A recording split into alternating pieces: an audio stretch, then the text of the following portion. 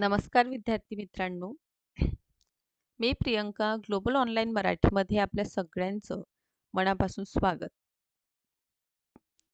आज आपण महाराष्ट्र सेट 2026 करिता इतिहास या विषयाचा अभ्यास करीत आहोत. इतिहास या विषयावर आपले महाराष्ट्र सेट एक्झामिनेशन मध्ये एकूण 200 गुण आपले डिपेंड करतात. सो या 200 गुणांचं प्रिपरेशन करण्यासाठी आजच्या पर्टिक्युलर सेशनमध्ये 100 पेक्षा अधिक महत्त्वाचे क्वेश्चन्स आपण डिस्कशन करणार आहोत. आणि हे संपूर्ण क्वेश्चन जे आहे ancient history, medieval history, modern आणि हिस्टोग्राफी कंप्लीट जो सिलेबस 10 युनिटचा आहे, संपूर्ण 10 युनिट आजच्या पर्टिक्युलर व्हिडिओ लेक्चरच्या माध्यमातून आपलं कव्हर होणार आहे. सोबतच आपल्या प्रिपरेशनला आणखीन समोर नेण्यासाठी हिस्ट्रीचा कंप्लीट कोर्स आहे, ज्यामध्ये डेली तुम्हाला लाईव्ह सेशन मिळेल, ज्यामध्ये 10 युनिट कंप्लीट होणार आहे आणि याच युनिट आपण रेकॉर्डेड फॉर्ममध्ये पाहिजे तितक्यादा बघू शकतो. आपल्या प्रॅक्टिससाठी MCQs आहे, लास्ट इयर्सचं PYQs यामध्ये ॲनालाइज आपण करणार. प्रॅक्टिससाठी मॉक टेस्ट आहे, प्रत्येक मॉक टेस्टमध्ये 100 प्रश्न असेल, 1 वर्षाची व्हॅलिडिटी, सोबतच नेट आणि सेटचा पेपर 1 फ्री ऑफ कॉस्ट असेल. 26 जानेवारीपासून नवीन बॅच आपण सुरू करीत आहोत. हे ऑफिशियल नंबर्स आहे, यांवर कॉन्टॅक्ट करा. फीज कोर्स जॉईनिंगची फीस 8,000 आहे. सुरू करूया सेशनला. खालीलपैकी कोणते स्थळ हे महाराष्ट्रातील ताम्रपाषाणिक स्थळांचे उदाहरण नाही? ए. भोकरदन, बी. इनामगाव, सी. जोरवे आणि डी आहे सावळता. तर इथे महाराष्ट्रातील ताम्रपाषाणिक स्थळ कुठलं नाही, तर भोकरदन. महाराष्ट्रातील आणि दगडी हत्यारांचा वापर ही प्रामुख्यांची आपल्याला दिसून येतं, ज्यामध्ये इनामगाव, जोरवे, सावळदा हे ताम्रपाषाणिक स्थळ आहे. भोकरदन जे आहे ना, सातवाहन काळातील स्थळ आहे. ओके, सो अशा प्रकारे आपलं योग्य उत्तर जे आहे ते म्हणजे भोकरदन आहे. सुरुवातीच्या आधुनिक काळात उम्मल म्हणून काय ओळखलं जात असे? ए. करदाता, बी. कर संग्रह, सी. जमीनदार आणि डी आहे गाव प्रमुख. सो बघा, उम्मल काय आहे, तर हे एक टर्म्स आहे जे कर संग्रह कसायचं टॅक्स जे कलेक्ट करतात त्या संबंधित वापरली जाणारी ही संकल्पना आहे. नेक्स्ट क्वेश्चन आहे, भारतात मध्यमवर्गीय लोक नाही असं कोणी म्हटलं आहे? ए. अबुल हमीद लाहोरी, सी. फक्रोयन बर्नियर, सी. काफी खान और डी. सुजन राय भंडारी. सो भारतात मध्यमवर्गीय लोक नाही असं बर्नियर यांचं वक्तव्य आपल्याला पाहायला मिळतं, त्यामुळे योग्य उत्तर इथे बी आहे. नेक्स्ट आहे, मुघल चित्रकला शैली संदर्भात कोणतं विधान इथे योग्य आहे, बरोबर कोणतं आहे? तर पहिला आहे, शाही चित्रकला मुघल शासकांच्या पसंतीने प्रभावित झाली नाही. ब आहे, बाबर यांनी चित्रकलेची कार्यशाला स्थापन केली. सी आहे, दस्तऐवज करणी सर्वात जुनी उदाहरणे हुमायूंच्या कारकिर्दीत सापडतात. द आहे, शाही मुघल चित्रकार भारत, पर्शिया आणि मध्य आशियातून होते. आणि य आहे, मुघल चित्रकलेची विस्ताराची जबाबदारी हुमायूंवर होती. तर योग्य उत्तर आहे इथे दस्तऐवज करण्याची सर्वात जुने उदाहरण हुमायूं. कारण हुमायूं जेव्हा त्यांचं निष्काशनचं टाइम पिरियड सुरू होतं तेव्हा त्यांनी जे चित्रकार आहे ते सोबत आणलेले आपण बघतो, आणि सोबतच शाही मुघल चित्रकारी भारत, पर्शिया आणि मध्य आशियातून आलेले आपल्याला दिसून येतात, म्हणून स इथे योग्य उत्तर आपल्याला दिसून येतं. चलो नेक्स्ट क्वेश्चन कडे आपण वळूया. 1580 मध्ये अकबराने खालीलपैकी कोणती जमीन महसूल व्यवस्था सुरू केली? ए. दहशाला, बी. कोटी वापरकर्ते, सी. कानकून की डी. नासक. सो अकबराने जी आहे ना दहसाला बंदोबस्त प्रणाली राजा टोडरमलच्या सहयोगाने सुरू केलेला आपण बघतो, त्यामुळे योग्य उत्तर ए आहे. नेक्स्ट आहे, हे स्मारके दिलेली आहे आणि यांना क्रोनॉलॉजिकल सेट करायची आहे. ए. जामा मस्जिद दिल्ली, हुमायूंचा मकबरा दिल्ली, बादशाही मस्जिद लाहोर आणि ताजमहल आग्रा. तर मित्रांनो, याचं क्रोनॉलॉजी जर बघितला आपण तर सर्वप्रथम हुमायूंचा मकबरा ठीक आहे कधी बनलेला आहे? 1564 पासून 71 ना, अकबरांच्या टाइम पिरियड मध्ये. ताजमहल कोणाच्या टाइम पिरियड मध्ये बनला? ऑब्विसली शहाजहान. 1631 पासून 1653 च्या टाइम पिरियड मध्ये. देन जामा मस्जिद आपण बघतो शहाजहानच्या टाइम पिरियड मधील आहे 1650 पासून 56 आणि बादशाही मस्जिद आहे लाहोरला 1674 ला औरंगजेब यांनी स्थापन केलेलं. दॅट्स वाय याचं क्रोनॉलॉजिकल 2413 या क्रमाने आपण याला बघतो. नेक्स्ट क्वेश्चन आहे जहांगीरने खालील चित्रकारांपैकी कोणाला नादिर उज जमा ही उपाधी दिली. पर्टिक्युलर हे टायटल आहे कोणाला दिलं आहे. अबुल हसन, बी मंसूर, सी बिसनदास और डी मनोहर. तर हे दिलेलं आहे अबुल हसन यांना. कोणी दिलं? जहांगीर यांनी. ना अबुल हसन सारखे एकही चित्रकार नाही असं तुजुक एक जहांगीर मध्ये लिहिलेलं आपल्याला दिसून येतं आणि नादिर उल जमान असं प्रकारचं बिरुद देखील त्यांना देण्यात आलेलं. नेक्स्ट आहे मुघल काळात भारतातून होणाऱ्या निर्यातीत सर्वाधिक वाटा कोणत्या वस्तूचा होता. म्हणजे मुघल टाइम पिरियड मध्ये सगळ्यात जास्त निर्यात केली जाणारी वस्तू कोणती होती. ए सुती कापड, बी साखर, सी सोने की डी तांबे.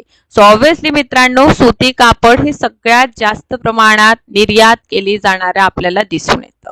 ओके, सो निर्याती वस्तूपैकी कापूस बघा, कापड बघा, काळी मिरची बघा, नीळ आहे, साखर आहे, रेशीम आहे, मीठ, अफू, औषधे, ठीक आहे, हिरे मोती यांचा देखील समावेश आपल्याला दिसून येतं. या व्यतिरिक्त सगळ्यात जास्त म्हटलं तर सुती कापड. ठीक, चलो. मुघल राजधानी आग्रा ते दिल्ली कोणत्या मुघल सम्राटांच्या काळात हस्तांतरित झालेली आहे. आता बघा मुघलकालीन प्रशासन व्यवस्था आणि मुघल टाइम पिरियड मध्ये आपण मुघल टाइम पिरियड मध्ये आपण बघतो की राजधानी हे एक महत्वपूर्ण असं आपल्याला टॉपिक दिसून येतं आणि हा प्रश्न विचारला देखील गेलेला आहे. ठीक आहे, सो आग्रावरून दिल्ली कोणत्या मुघल सम्राटाने हस्तांतरित केलेली आहे. ए औरंगजेब, बी जहांगीर, सी शहाजहान आणि डी आहे अकबर. सो हे स्थलांतरित केलेली आहे ऑप्शन सी शहाजहान यांनी हे स्थलांतरित केलेली आहे. शहाजहान जी आहे यांचं नाव बघा शिहाबुद्दीन मोहम्मद यांना खुर्रम या नावाने सुद्धा ओळखतात. आता खुर्रम याचा अर्थ काय होतो आनंद किंवा आनंद असा प्रकारे होतो. त्यांचे आजोबा अकबर दी ग्रेट यांनी त्यांना खुर्रम असे नाव दिल्याचं आपल्याला दिसून येतं. नेक्स्ट प्रश्न आहे पानिपतची दुसरी लढाई कधी झाली. सेकंड बॅटल ऑफ पानिपत कधी झालेला आहे. ए 1761, बी 1556, सी आहे 1626 आणि त्यानंतरचं ऑप्शन आहे 1527, ई आहे 1526. So second battle of Panipat कधी झालेला आहे 1556 मध्ये झालेला आहे. ठीक आहे, हे आपल्याला माहीतच असावं. ते पण आपण असंही लक्षात ठेवा की नोव्हेंबर ते पण नोव्हेंबर किती तर 5 नोव्हेंबर 1556 मध्ये सेकंड बॅटल ऑफ पानिपत झालेला आहे.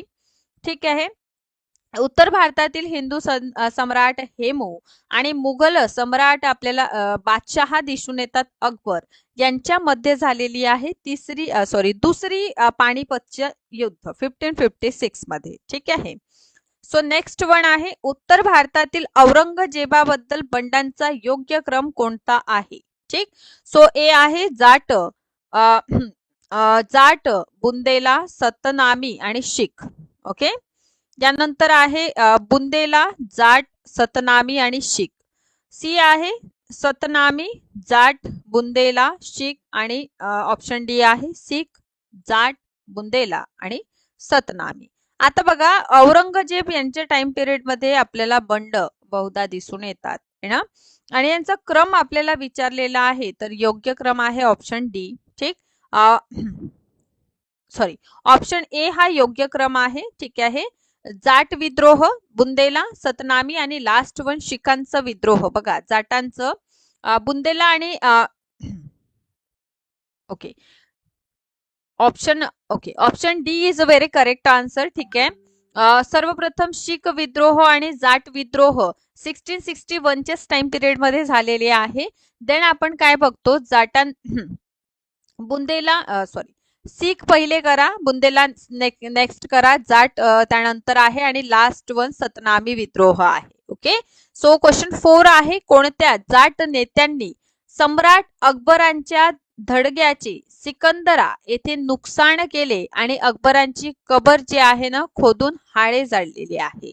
सो आपल्याला ए आहे गोकुल, बी आहे राजाराम, सी आहे चूडामणी आणि डी आहे बदन सिंग. आता बघा, अकबर यांना पुरवण्यात आलेले आहे सिकंदरा येथे आणि हा प्रश्न PYQच्या रूपामध्ये यापूर्वी सुद्धा विचारलेला आहे. ठीक आहे.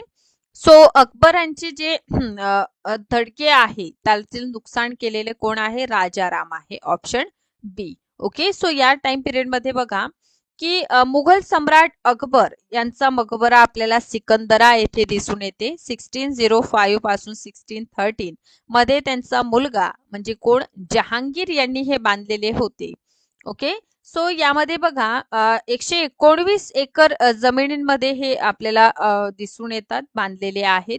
आणि यामध्ये आपण बघतो की लाल स्टोन पासून हा बनलेला आहे आणि पांढऱ्या संगमरमरचा सुद्धा यावर वापर केल्याचा आपल्याला दिसून येते.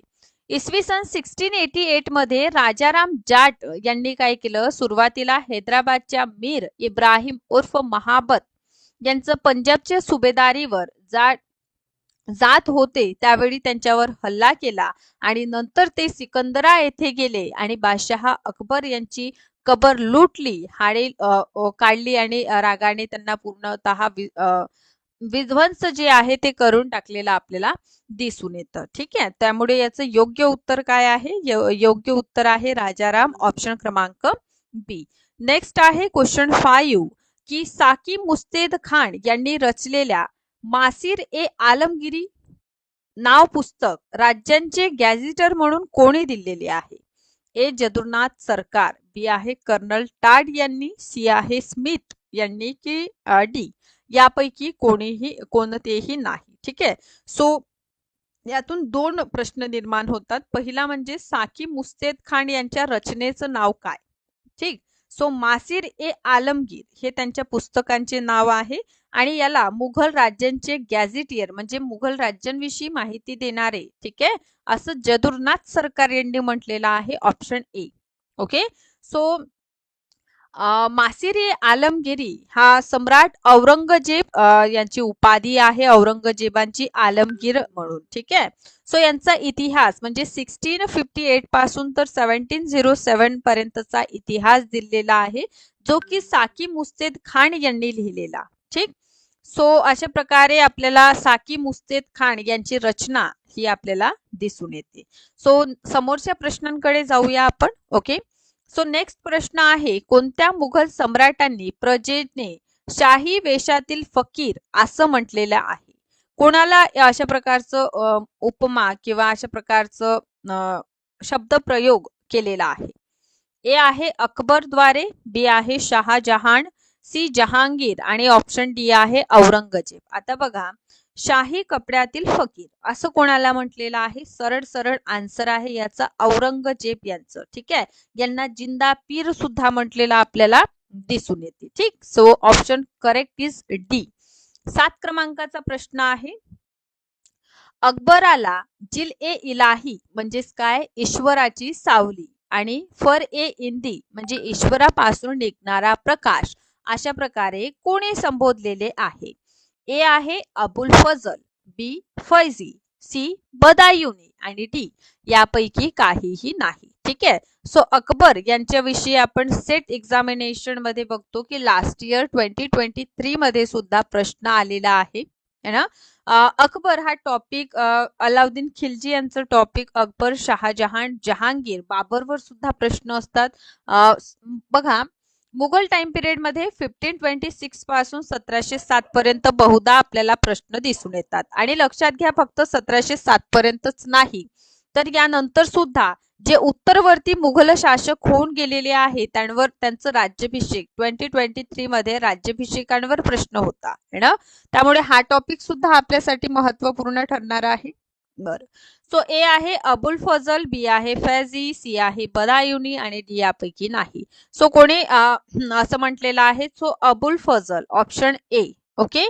सो अबुल फजल जी आहे ना अकबरांच्या नवरत्नापैकी एक आपल्याला दिसून येते आणि मुघल साम्राज्य दरम्यान इतिहासकार आणि अकबरनामा आईने अकबरी हे याचे लेखक आहे कोण? अबुल फजल. सो अबुल फजल यांच्या रचनेचं नाव काय असंही प्रश्न येईल. ओके, सो त्यासाठी सुद्धा आपल्याला एकच आन्सर आहे. सो यामध्ये त्यांनी जे आहे ना सम्राट अकबरांचं काळात मुघल साम्राज्यातील एक प्रमुख व्यक्तिमत्व होते, दरबारी होते, इतिहासकार होते, तत्वज्ञ होते आणि अकबरनामा आणि आईने अकबरी हे दोन महत्वपूर्ण त्यांचे योगदान आपल्याला दिसून येते. त्यांचा जन्म बघा 1551 मध्ये आग्रा येथे झालेला आहे आणि शेख मुबारक एक हे प्रमुख सुफी आपल्याला दिसून येते आणि शेख मुबारक यांचे पुत्र होते कोण? अबुल फजल. सो यांच्याविषयी माहिती आपण बघूया जेव्हा आपण अकबर यांचा अभ्यास करूया. ओके, सो यांची हत्या कोणाद्वारे झाली हा प्रश्न विचारला होता. तर 1602 मध्ये अबुल फजल यांची हत्या करण्यात आली. ठीक आहे. अकबरांचा मुलगा हे जे सलीम आहे म्हणजे जहांगीर आहे यांच्या आदेशानुसार त्यांना मारण्यात आल्याचं आपल्याला दिसून येतं. तर कधी झाली ही घटना? 1602 मध्ये. ओके, सो 8 क्रमांकाचा प्रश्न बघा. अकबरांच्या वेळी मुघल सुब्यांची संख्या 15 होती. ठीक, ती वाढून औरंगजेब यांच्या टाइम पिरियड मध्ये किती झालेली आहे? ठीक, सो ए 16, बी आहे 18, सी आहे 21 आणि डी आहे 24. ठीक आहे. सुबा म्हणजे काय असतं? मुघल काळामध्ये किंवा मुघल प्रशासनामध्ये जेव्हा आपण प्रशासन व्यवस्थेचा अभ्यास करणार तेव्हा सेंटरचा अभ्यास म्हणजे केंद्राचा अभ्यास करूया, प्रांताचा अभ्यास करूया आणि सोबतच स्थानीय प्रशासन. आता मुघल काळामध्ये जे प्रांतीय व्यवस्था आहे ना त्यावर त्याला प्रांतांना सुबा या शब्दाचा प्रयोग आपल्याला दिसून येतं. ठीक आहे. सो यामध्ये अकबरांच्या काळामध्ये 16 होती प्रांत म्हणजे सुबांची संख्या. आता ती वाढून जी आहे ना औरंगजेब यांच्या काळामध्ये किती झालेली आहे? 21 झालेली आहे. आणि याविषयी आणखीन डिटेल आपण कुठे बघणार आहोत? जेव्हा मी तुम्हाला मुघलकालीन प्रशासन अभ्यास करूया तेव्हा बघूया. कारण बघा थेरी लेक्चर मध्ये भरपूर असा हिस्ट्रीचा पार्ट आपण कव्हर करणार आहोत. ओके, सो यानंतरचा प्रश्न आहे जजिया कर रद्द करणारा मुघल सम्राट शेवटचा कोण होता? ए अकबर, बी आहे जहांगीर, सी आहे शहाजहान आणि डी आहे मोहम्मद शाह रंगीला. बर, सो इम्पॉर्टंट हे प्रश्न आहे आणि बहुधा यामध्ये मला वाटतं मी रिपीटेड क्वेश्चन सुद्धा बहुधा ऍड केलेले आहे. ओके, बर, कारण बघा प्रश्न जे आहे ना भरपूरदा रिपीट होत असतात है ना. सो भरपूरदा रिपीट होत असतात त्यामुळे आपल्याला काय करायचं आहे? वारंवार त्यांचा सराव करायचा आहे. ठीक आहे. आणि जजिया कर काय आहे याविषयी आपण यापूर्वीही बोललेलो आहोत की जजिया कर हे एक संरक्षणार्थ हिंदूंकडून घेतला जाणारा कर होता है ना. आणि या करांमध्ये आपण कासिम यांच्याविषयी बघतो की त्यांनी सुद्धा हा कर जे आहे ना लावलेला होता. ओके, सो इथे बघा मोहम्मद शाह रंगीला ऑप्शन डी व्हेरी करेक्ट शेवटी हा यांनी समाप्त केलेला आपल्याला दिसून येते. सो मुघल साम्राज्य दरम्यान जजिया हा एक मुस्लिम शासकांनी त्यांच्या प्रजेमध्ये राहणारे जे काही गैर मुस्लिम म्हणजे जे हिंदू आहे समजा नागरिकांवर त्यांच्या संरक्षणासाठी म्हणजे परकीय म्हणा किंवा कोणतंही आक्रमण झालं तर अशा आक्रमणामध्ये प्रजा ही सुरक्षित राहावी या अनुषंगाने घेतला जाणारा म्हणजे लूट होऊ नये बा प्रजेची. ठीक आहे, त्यासाठी हा कर जे आहे ते लावलेला होता. सुरुवातीला कुतुबुद्दीन ऐबक यांनी पहिल्यांदा जजिया लागू केला आणि 16व्या शतकामध्ये मुघल शासक आपल्याला दिसून येते अकबर ज्यांनी हे रद्द केला आणि परत त्यांना लावलं कोणी तर औरंगजेब यांनी. आणि आपण नंतर बघतो की मोहम्मद शाह ज्यांना रंगीला या नावाने ओळखलं जातं यांनी काय केलेला आहे रद्द केलेला आहे. ओके, सो 10 बघा प्रश्न. मनसबदारी प्रणालीमध्ये दो अस्पा आणि सिंह अस्पा कोणी सुरू केली? ओके, ए हा प्रश्न PYQ म्हणून विचारलेला आहे. ए जहांगीर, बी शहाजहान, सी औरंगजेब आणि डी यापैकी काहीही नाही. सो मनसबदारी प्रणालीमध्ये दो अस्पा आणि तिह अस्पा हे सुरू करणारे कोण होते? जहांगीर होते. कोण होते? जहांगीर होती. याऐवजी जर प्रश्न विचारलं असतं की मनसबदारी व्यवस्था कोणी सुरू केली, तर आपण काय आन्सर केलं असतं बघा. या ठिकाणाहून दोन प्रश्न निघत असतात. एक तर मनसबदारी व्यवस्था कोणी सुरू केली है ना. सो मनसबदारी व्यवस्था कोणी सुरू केली आहे? अकबर यांनी. कोणी सुरू केली? अकबर यांनी. ओके. आणि दोह अस्पा म्हणजे 2 अश्व आणि 3 अश्व ठेवण्याची जी पद्धत आहे मनसबदारीमध्ये, ते कोणी सुरू केली आहे? जहांगीर यांनी. कोणी सुरू केली? जहांगीर यांनी. ओके. सो ए याचं करेक्ट आन्सर आहे. सो चला. सो मनसब काय आहे? ते पर्टिक्युलर पद आहे. ठीक. पर्टिक्युलर पद. ठीक. यामध्ये मनसबदारी पद्धत अकबरद्वारे सुरू करण्यात आली आणि मनसबदारी किंवा मनसब म्हणजे काय होतं? पद होतं.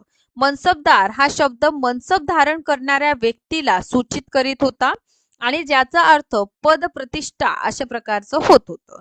मुघलांनी निश्चित वापरण्यासाठी हे एक प्रणाली आहे. पोस्ट पगार आणि लष्करी जबाबदाऱ्यांची एक प्रकारे रँक आणि पगार जे आहे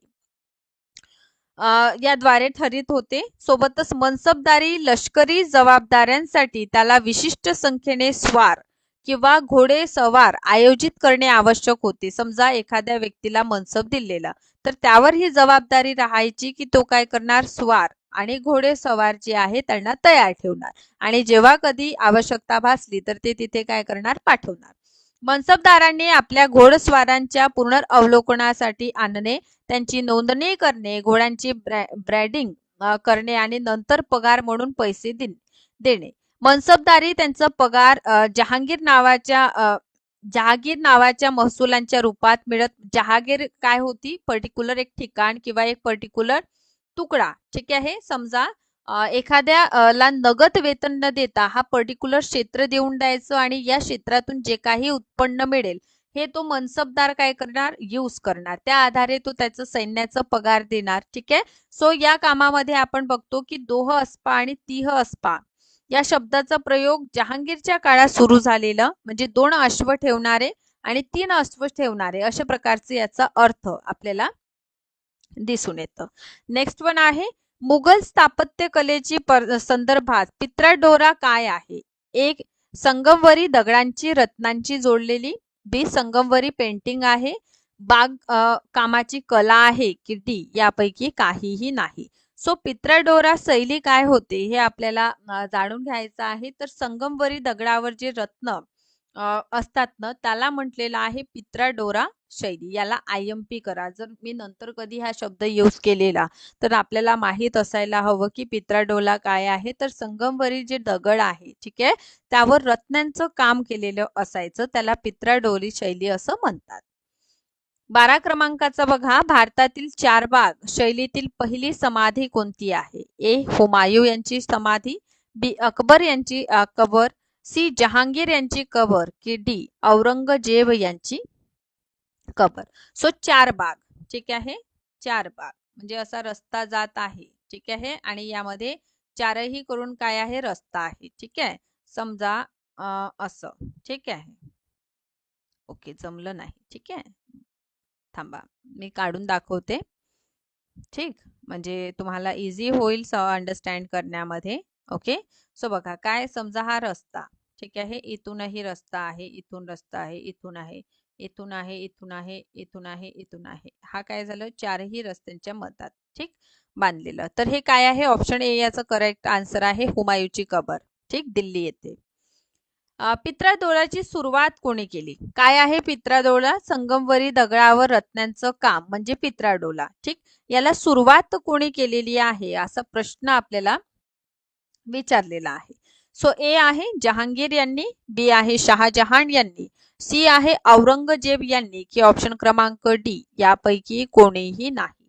सो पित्राडोलाला सुरुवात केलेली आहे कोणी? तर मुघल शासक जहांगीर यांनी. ठीक. सो जहांगीर यांच्या टाइम पिरियड मध्ये आपण बघतो की पित्राडोला शैलीचा वापर करण्यात आलेला. आता ही शैली काय आहे हे आपण बघितलेलं आहे. ठीक आहे. सो आय होप यामध्ये काही डाऊट नाही. तर समोर वळूया. बर. सो पित्राडोराची सुरुवात केलेली आहे जहांगीर यांनी. यांचं टाइम पिरियड 1605 पासून 1626 आहे. जहांगीर कोण आहे तर अकबर यांचे सर्वात मोठा मुलगा आपल्याला दिसून येते जहांगीर. ठीक आहे, सलीम या नावाने सुद्धा ओळखलं जातं. जहांगीर यांनी शिखांचे 5वे गुरु ज्यांचं नाव काय आहे गुरु अर्जुन देव. गुरु अर्जुन देव यांना फाशी दिल्याचं आपल्याला दिसून येते. जहांगीरचा काळ मुघल चित्रकलेचा सुवर्ण काळ म्हणून ओळखलं जातं आणि मुघल सम्राट जहांगीरची कबर कुठे आहे लाहोर. PYQ हा प्रश्न आहे. ठीक, सो कुठे आहे लाहोर या ठिकाणी आहे. ओके, सोबतच आपण बघतो की रावी नदीच्या काठावर आपल्याला हे दिसून येतं. सो अशा प्रकारे हे कोण आहे तर मुघल शासक जहांगीर आहे. ठीक आहे, समोर आपण जाऊया आणि समोर बघा पिट्राडोरा वापरून संपूर्ण संगमवरी बनवलेली पहिली इमारत कोणती. हुमायूंचा अकबरा संपूर्ण वापरून बनवलेली आहे की बी इमाद उद्दौला यांची कबर, सी जहांगीर यांची कबर की डी यापैकी काहीही नाही. सो पित्राडोला शैली म्हणजे संगमवरी दगडावर म्हणजे जे रत्नांची जडाऊ काम करण्याची ही जी इमारत संपूर्ण बांधलेली आहे ती आहे ऑप्शन क्रमांक बी इमाद उद्दौला यांची कबर आहे. ठीक, जे संपूर्ण पित्राडोलीस द्वारा बनवण्यात आलेली आहे. नेक्स्ट वन आहे खालीलपैकी कोणत्या शासकांच्या कालखंडात संगमवरी काळ असे म्हणतात. ठीक, ए जहांगीर यांचं, बी शहाजहान यांचं, सी औरंगजेब यांचं की डी यापैकी काहीही नाही. आता बर, इथे एक गोष्ट लक्षात घेण्यासारखी आहे की मुघल टाइम पिरियड मध्ये आपण बाबर पासून आपण बघतो. ठीक आहे, नंतर हुमायूं यांचं टाइम पिरियड येतात, नंतर आपण मुघल शासक अकबर पाहतो आणि अकबरांची कारकीर्द अभ्यासक्रमाच्या दृष्टीने खूप महत्वपूर्ण आहे. जहांगीर यांचं टाइम पिरियड चित्रकलेसाठी खूप जास्त प्रसिद्ध आपल्याला दिसून येतात है ना. यानंतर आपण पाहतो की शहाजहान, आता शहाजहान यांचं टाइम पिरियड जे आहे ना ते स्थापत्य कलेसाठी खूप जास्त फेमस आपल्याला दिसून येतं, कारण यांच्या टाइम पिरियड मध्ये स्थापत्य कलेच्या दृष्टीने जे आहे ते महत्वपूर्ण काम झालेले आहे. मग ताजमहल असो की ओके, सो ऑप्शन क्रमांक बी कारण शहाजहान यांच्या टाइम पिरियड मध्ये संगमरमरचा उपयोग करून सर्वाधिक स्थापत्य कलेमध्ये झालेला आहे, त्यामुळे यांच्या टाइम पिरियडला स्थापत्य कलेचा सुवर्ण युग असं सुद्धा म्हटल्याचं आपल्याला दिसून येते. नेक्स्ट क्वेश्चन आहे 17. औरंगजेबांचं नुस्खा-ए दुलखुशा या ऐतिहासिक ग्रंथांचे निर्माते कोण होते. बी आहे भीमसेन सक्सेना, बी आहे सुजन राय खत्री, सी आहे ईश्वरदास नागर आणि डी आहे चंद्र भान. ठीक आहे, सो औरंगजेब यांच्या टाइम पिरियड मध्ये आपण बघतो. बर, सो औरंगजेब यांच्या टाइम पिरियड मध्ये आपण बघतो की ओके बर ओके, सो नुस्खा-ए दुलखुशा ही रचना औरंगजेब यांच्या टाइम पिरियड मधली आहे आणि ही लिहिलेली आहे कोणी भीमसेन सक्सेना यांनी, ऑप्शन क्रमांक ए. ठीक, भीमसेन सक्सेना यांच्याद्वारे. 18 आहे अकबरनामा कोणी लिहिली. आता ही रचना आणि आईने अकबरी हे दोनही रचना आपल्या एक्झामिनेशनच्या दृष्टिकोनातून महत्वपूर्ण आहे. ए आहे अब्दुल रहीम खानेखाना, बी आहे फैजी, सी आहे अबुल कादिर बदायोनी आणि डी आहे अबुल फजल. सो आपल्या सगळ्यांना कल्पना आहे की अकबरनामा है ना आणि आईने अकबरी हे दोन जे महत्वपूर्ण रचना आहे ते कोणाचे आहे. सो ऑप्शन क्रमांक डी अबुल फजल यांची ही महत्वपूर्ण रचना आपल्याला दिसून येतात. 19 क्रमांकाचा प्रश्न आहे आग्रा येथे इमाद उद्दौलाची कबर कोणी बनवली. ए अकबर यांनी, बी जहांगीर, सी नूरजहान आणि डी आहे शहाजहान. सो आग्रा येथे इमाद उद्दौला यांची कबर बनवलेली आहे नूरजहान यांनी. नूरजहानचे हे पिता आपल्याला दिसून येते इमाद उद्दौला. आता ही इमाद उद्दौला ही त्यांची उपाधी आहे जी जहांगीर यांनी त्यांना दिलेली होती. ओके, सो क्वेश्चन 20 आहे राजपुतांच्या खालीलपैकी कोणत्या राजाने अकबरांचे सार्वभौमत्व स्वीकारले नाही. ए अंबरच्या शासकांनी, बी मेवाडच्या शासकांनी, सी आहे मारवाडच्या शासकांनी की डी आहे बिकानेरच्या. शासकांनी. सो अकबरांचे सार्वभौमत्व ज्यांनी स्वीकारले नाही ते म्हणजे महाराणा प्रताप, जे कुठले होते? ऑब्विसली ऑप्शन बी, मेवाडचे होते. ओके, सो इथे जे क्वेश्चन करेक्ट आहे ते बी आहे, ऑप्शन करेक्ट. नेक्स्ट 121 प्रश्न आहे, मुघल सम्राट औरंगजेब कोणते वाद्य वाजवायचे? ए सितार, बी आहे पंखवाज, सी वीणा आणि डी यापैकी कोणतेही नाही. सो औरंगजेब कोणते वाद्य वाजवायचे? सितार, पंखवाज, वीणा की यापैकी कोणतेही नाही. सो हा खूप इझी असा प्रश्न आपल्याला दिसून येतं. ठीक, सो वीणा हे वाजवायची. ठीक आहे, पण यांच्या टाइम पिरियड मध्ये संगीतावर यांनी काय केली होती? बंदी लावल्याचं आपल्याला दिसून येते. यानंतर आहे, जहांगीरला कुठे पुरवले? ए आग्रा, बी दिल्ली, सी लाहोर आणि डी श्रीनगर. सो जहांगीर यांना कुठे पुरवण्यात आलेले आहे? सो व्हेरी करेक्ट आन्सर आहे सी, लाहोर या ठिकाणी. ओके, सो नंतरचा प्रश्न आहे 23 क्रमांकाचं, लंडन मध्ये ब्रिटिश ईस्ट इंडिया कंपनीच्या स्थापनेच्या वेळी भारताचा सम्राट कोण होता? सो ब्रिटिश ईस्ट इंडिया कंपनीची स्थापना कधी झालेली आहे? 1600 मध्ये झालेली आपल्याला दिसून येते. सो त्यावेळी कोण होते? अकबर ए, जहांगीर बी, शहाजहान सी आणि औरंगजेब डी. सो याचा आन्सर तुम्ही मला कुठे नोंदवायचा आहे? कमेंट बॉक्स मध्ये. ठीक, की बक्सर युद्धाचा प्रमुख कारण काय होते? ए ईस्ट इंडिया कंपनीद्वारा वाणिज्यिक अधिकारांचा दुरुपयोग, बी मीर कासिम यांच्याद्वारे प्लासीच्या लढाईमध्ये झालेले हारचा बदला, सी आहे इंग्रजांना बंगालमधून बाहेर काढण्याची नवाबाची योजना आणि डी आहे मोगल सम्राट द्वारा बंगालवर पुन्हा आपला अधिकार स्थापित करण्याचा प्रयत्न. आता बक्सरचं युद्धाचं कारण काय होतं? तर बक्सरचं युद्धाचं कारण आहे ईस्ट इंडिया कंपनीचं वाणिज्यिक अधिकाराचा दुरुपयोग करणे. यातूनच आपण बघतो की बक्सरचं युद्ध झालेलं. त्यामुळे ऑप्शन क्रमांक ए आपले योग्य उत्तर आहे. दुसरा प्रश्न आहे की खालीलपैकी कोणाच्या शासन काळामध्ये बंगालची सुभेदारी वंशानुगत झाली? बंगाल विषयी विचारलेला आहे. ए मुर्शिद कुली खान, बी अलीवर्दी खान, सी आहे सरफराज आणि डी आहे शुजाउद्दीन. आता बघा, इथे विचारलेला आहे बंगालची सुभेदारी वंशानुगत ही झालेली आहे मुर्शिद कुली खान आणि त्यानंतर आपण बघतो की नंतरचे जे शासक होणार ते वंशानुगत बंगालचे नवाब बनणार. त्यामुळे योग्य उत्तर ऑप्शन क्रमांक ए आहे. प्रश्न तिसरा आहे, प्लासीच्या युद्धात सिराज उद्दौलाचा पराभवाचा प्रमुख कारण काय होतं? ए रॉबर्ट क्लाइव्ह यांची कूटनीती, बी सिराज उद्दौला यांची चुकीची नीती, सी आहे सेनापतीद्वारे विद्रोह आणि डी आहे इंग्रजांची सेना संख्या अधिक असणे.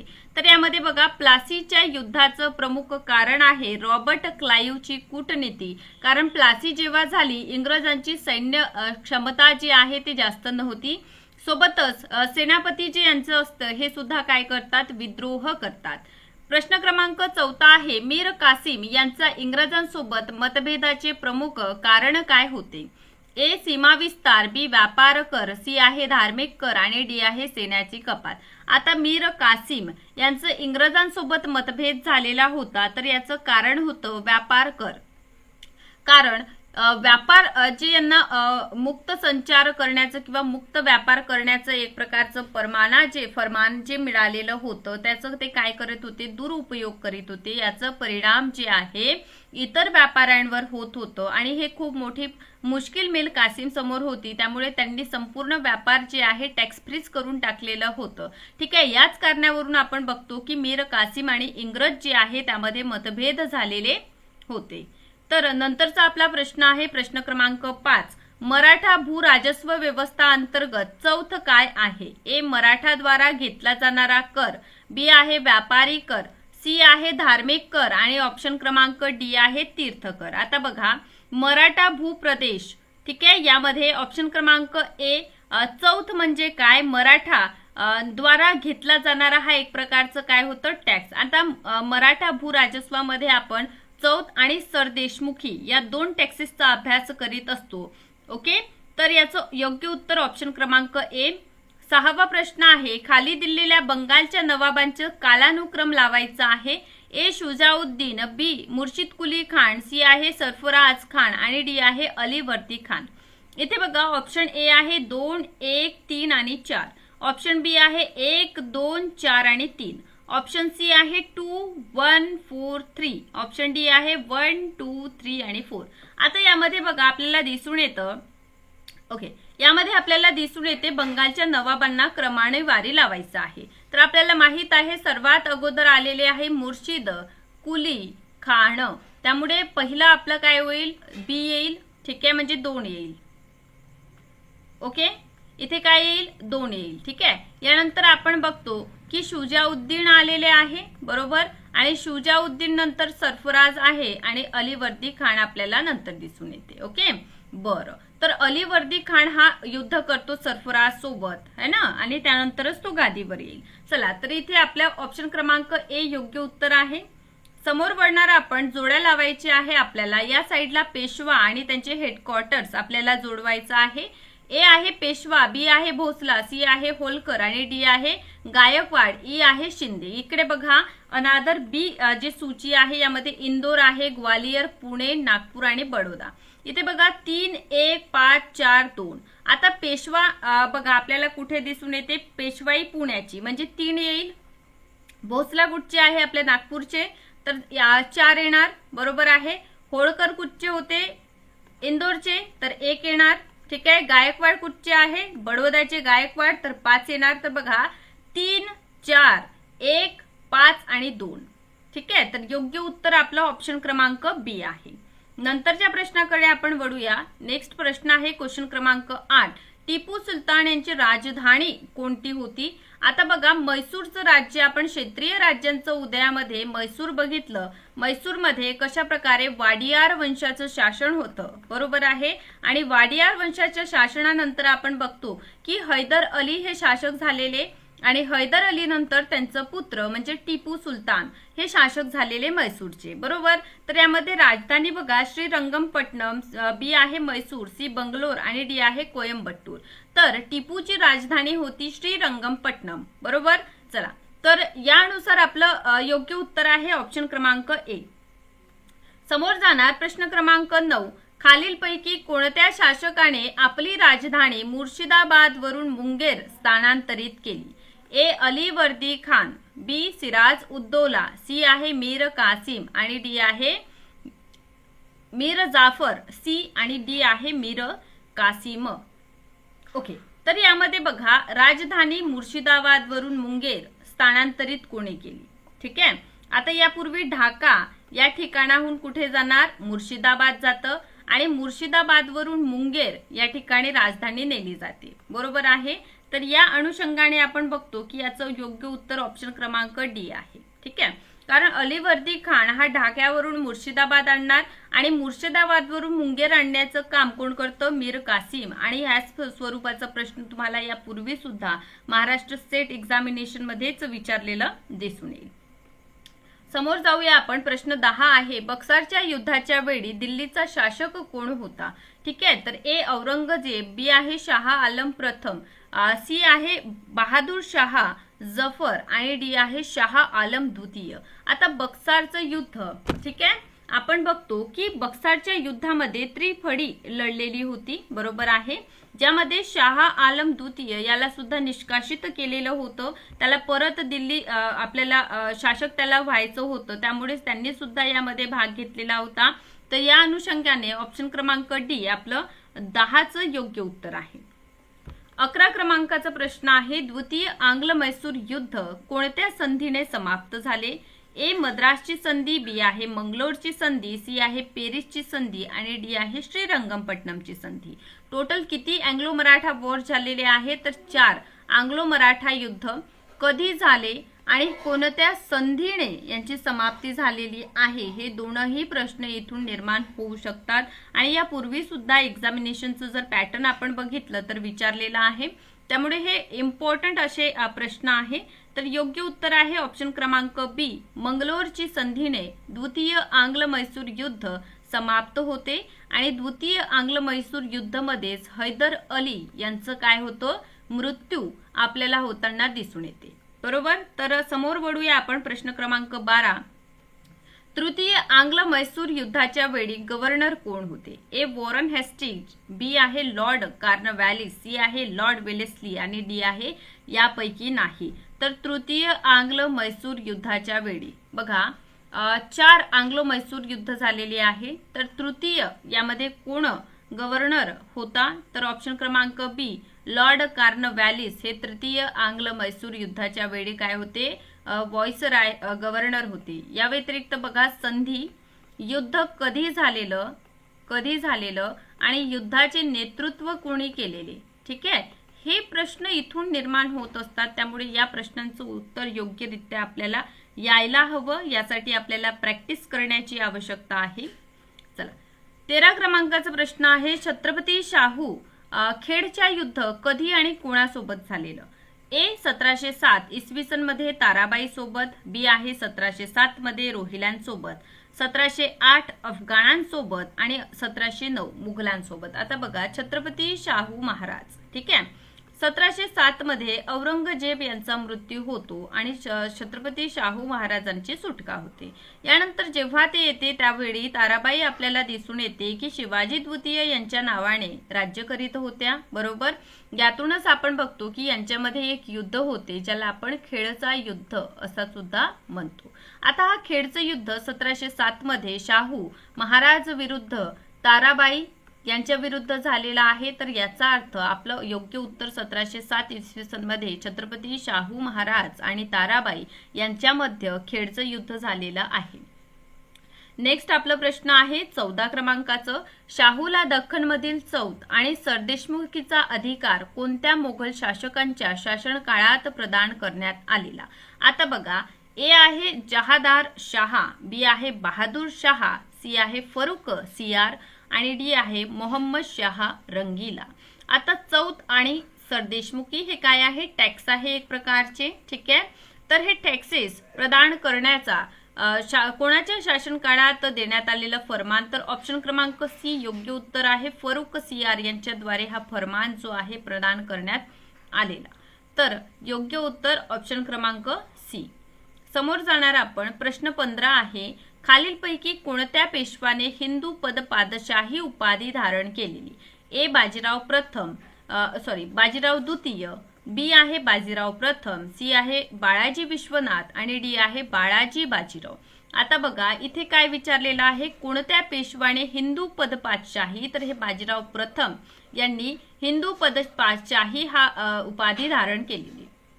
16 क्रमांकाचा प्रश्न आहे, पालखेडाचा युद्ध 1728 मध्ये कोणाच्या मध्ये झालं?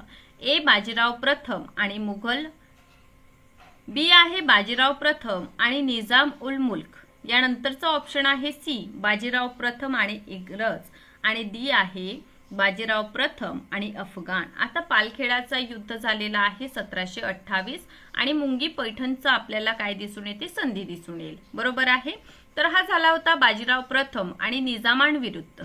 ठीक आहे, तर यातूनच आपला योग्य उत्तर राहील ऑप्शन क्रमांक बी बाजीराव प्रथम आणि निजाम उल मुल्क यांच्यामध्ये पालखेडाचा युद्ध 1728 मध्ये झालेला आहे. 17 क्रमांकाचा प्रश्न आहे, बंगालच्या कोणत्या शासकाने इंग्रजांची तुलना मधुमक्खी यांच्यासोबत केलेली आहे? तर ए मुर्शिद कुली खान, बी सरफराज खान, सी आहे अली वर्दी खान आणि डी आहे शुजाउद्दीन.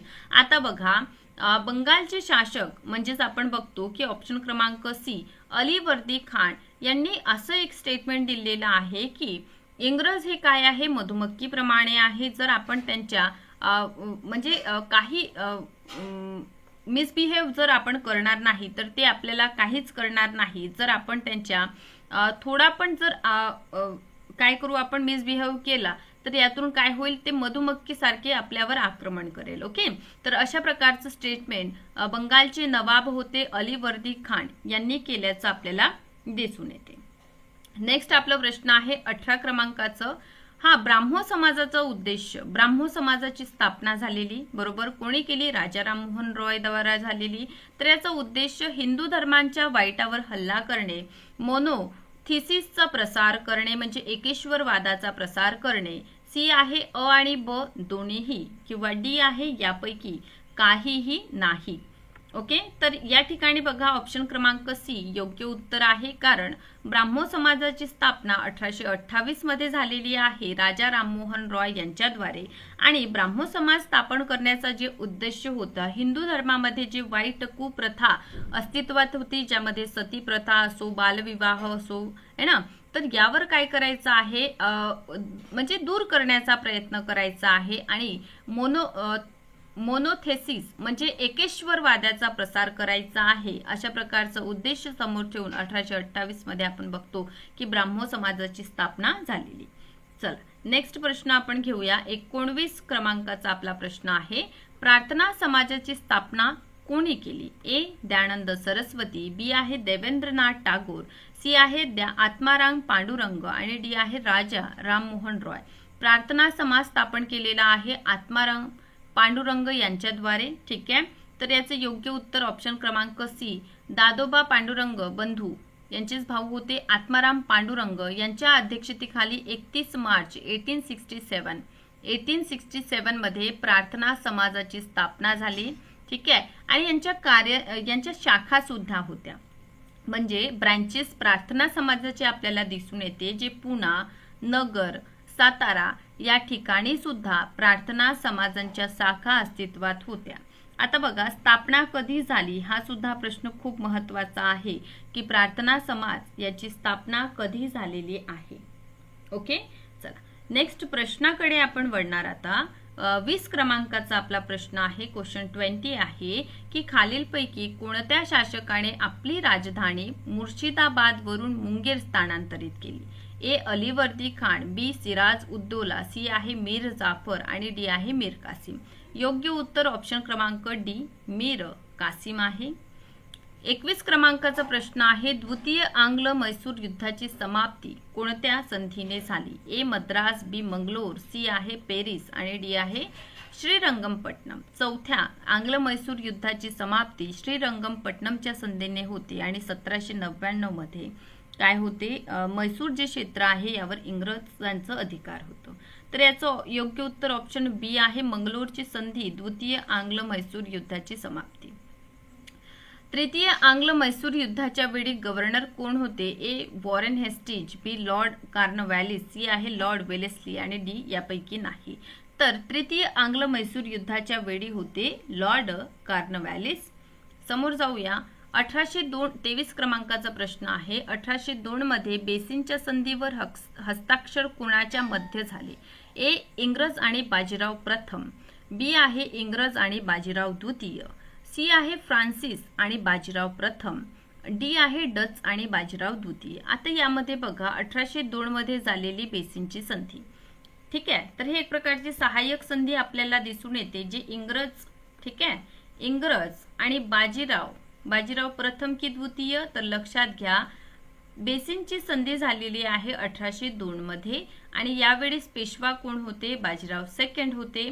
याचाच अर्थ बेसिनची संधी जी 1802 मध्ये झालेली आहे ही कोणाच्या मध्ये असणार? तर इंग्रज आणि बाजीराव सेकंड. 24 आहे, कोक्का आंदोलनाचे नेतृत्व कोणी केले? ए आहे गुरु रामदास, बी आहे गुरु नानक, सी आहे रामसिंग आणि डी आहे गुरु गोविंद सिंग. आता बघा रामसिंग कुक्का यांनी कोक्का आंदोलनाचे काय केलेले आहे? नेतृत्व केल्याचं आपल्याला दिसून येते. 25 क्रमांकाचा प्रश्न आहे, 1857चा विद्रोहापूर्वी खालीलपैकी कोणता विद्रोह झालेला आहे? ए संताळ विद्रोह, बी मुंडा विद्रोह, सी खासी विद्रोह आणि डी आहे पागलपंथी विद्रोह. तर याचं बघा 1857चा उठाव, ठीक आहे, आणि त्यानंतर आलेला राणीचा जाहीरनामा. यानंतर आपण आधुनिक भारताचे एक नवीन म्हणजे लोकमान्य टिळक, मवाळवाद, जहालवाद अभ्यास केलेलं, नंतर आपण गांधी युगात प्रवेश केलेला, बरोबर आहे. त्याचप्रमाणे 1857 पूर्वीच्या ज्या घटना आहे म्हणजे ज्यामध्ये आपण बघतो प्लासी आहे, बक्सार आहे, आंग्लो युद्ध म्हणजे ज्यामध्ये मग ते पेशवांविषयी झालेलं युद्ध असो किंवा काय म्हणतो आपण मैसूरचं असो, बंगाल असो, ठीक आहे, हे क्षेत्र कशा किंवा अवधमध्ये कशा प्रकारे 1856 मध्ये कुशासनाचा आरोप लावलेलं, हे सगळेच प्रश्न जे आहे इम्पॉर्टंट आहे एक्झामसाठी.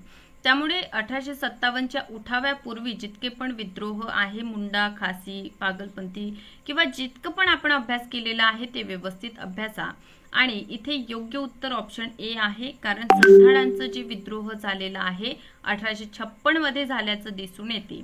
ठीक आहे, तर बघा, संताळ विद्रोह 1855-56, नंतर मुंडा 1899, खासी 1828 आणि पागलपंथी विद्रोह 1813.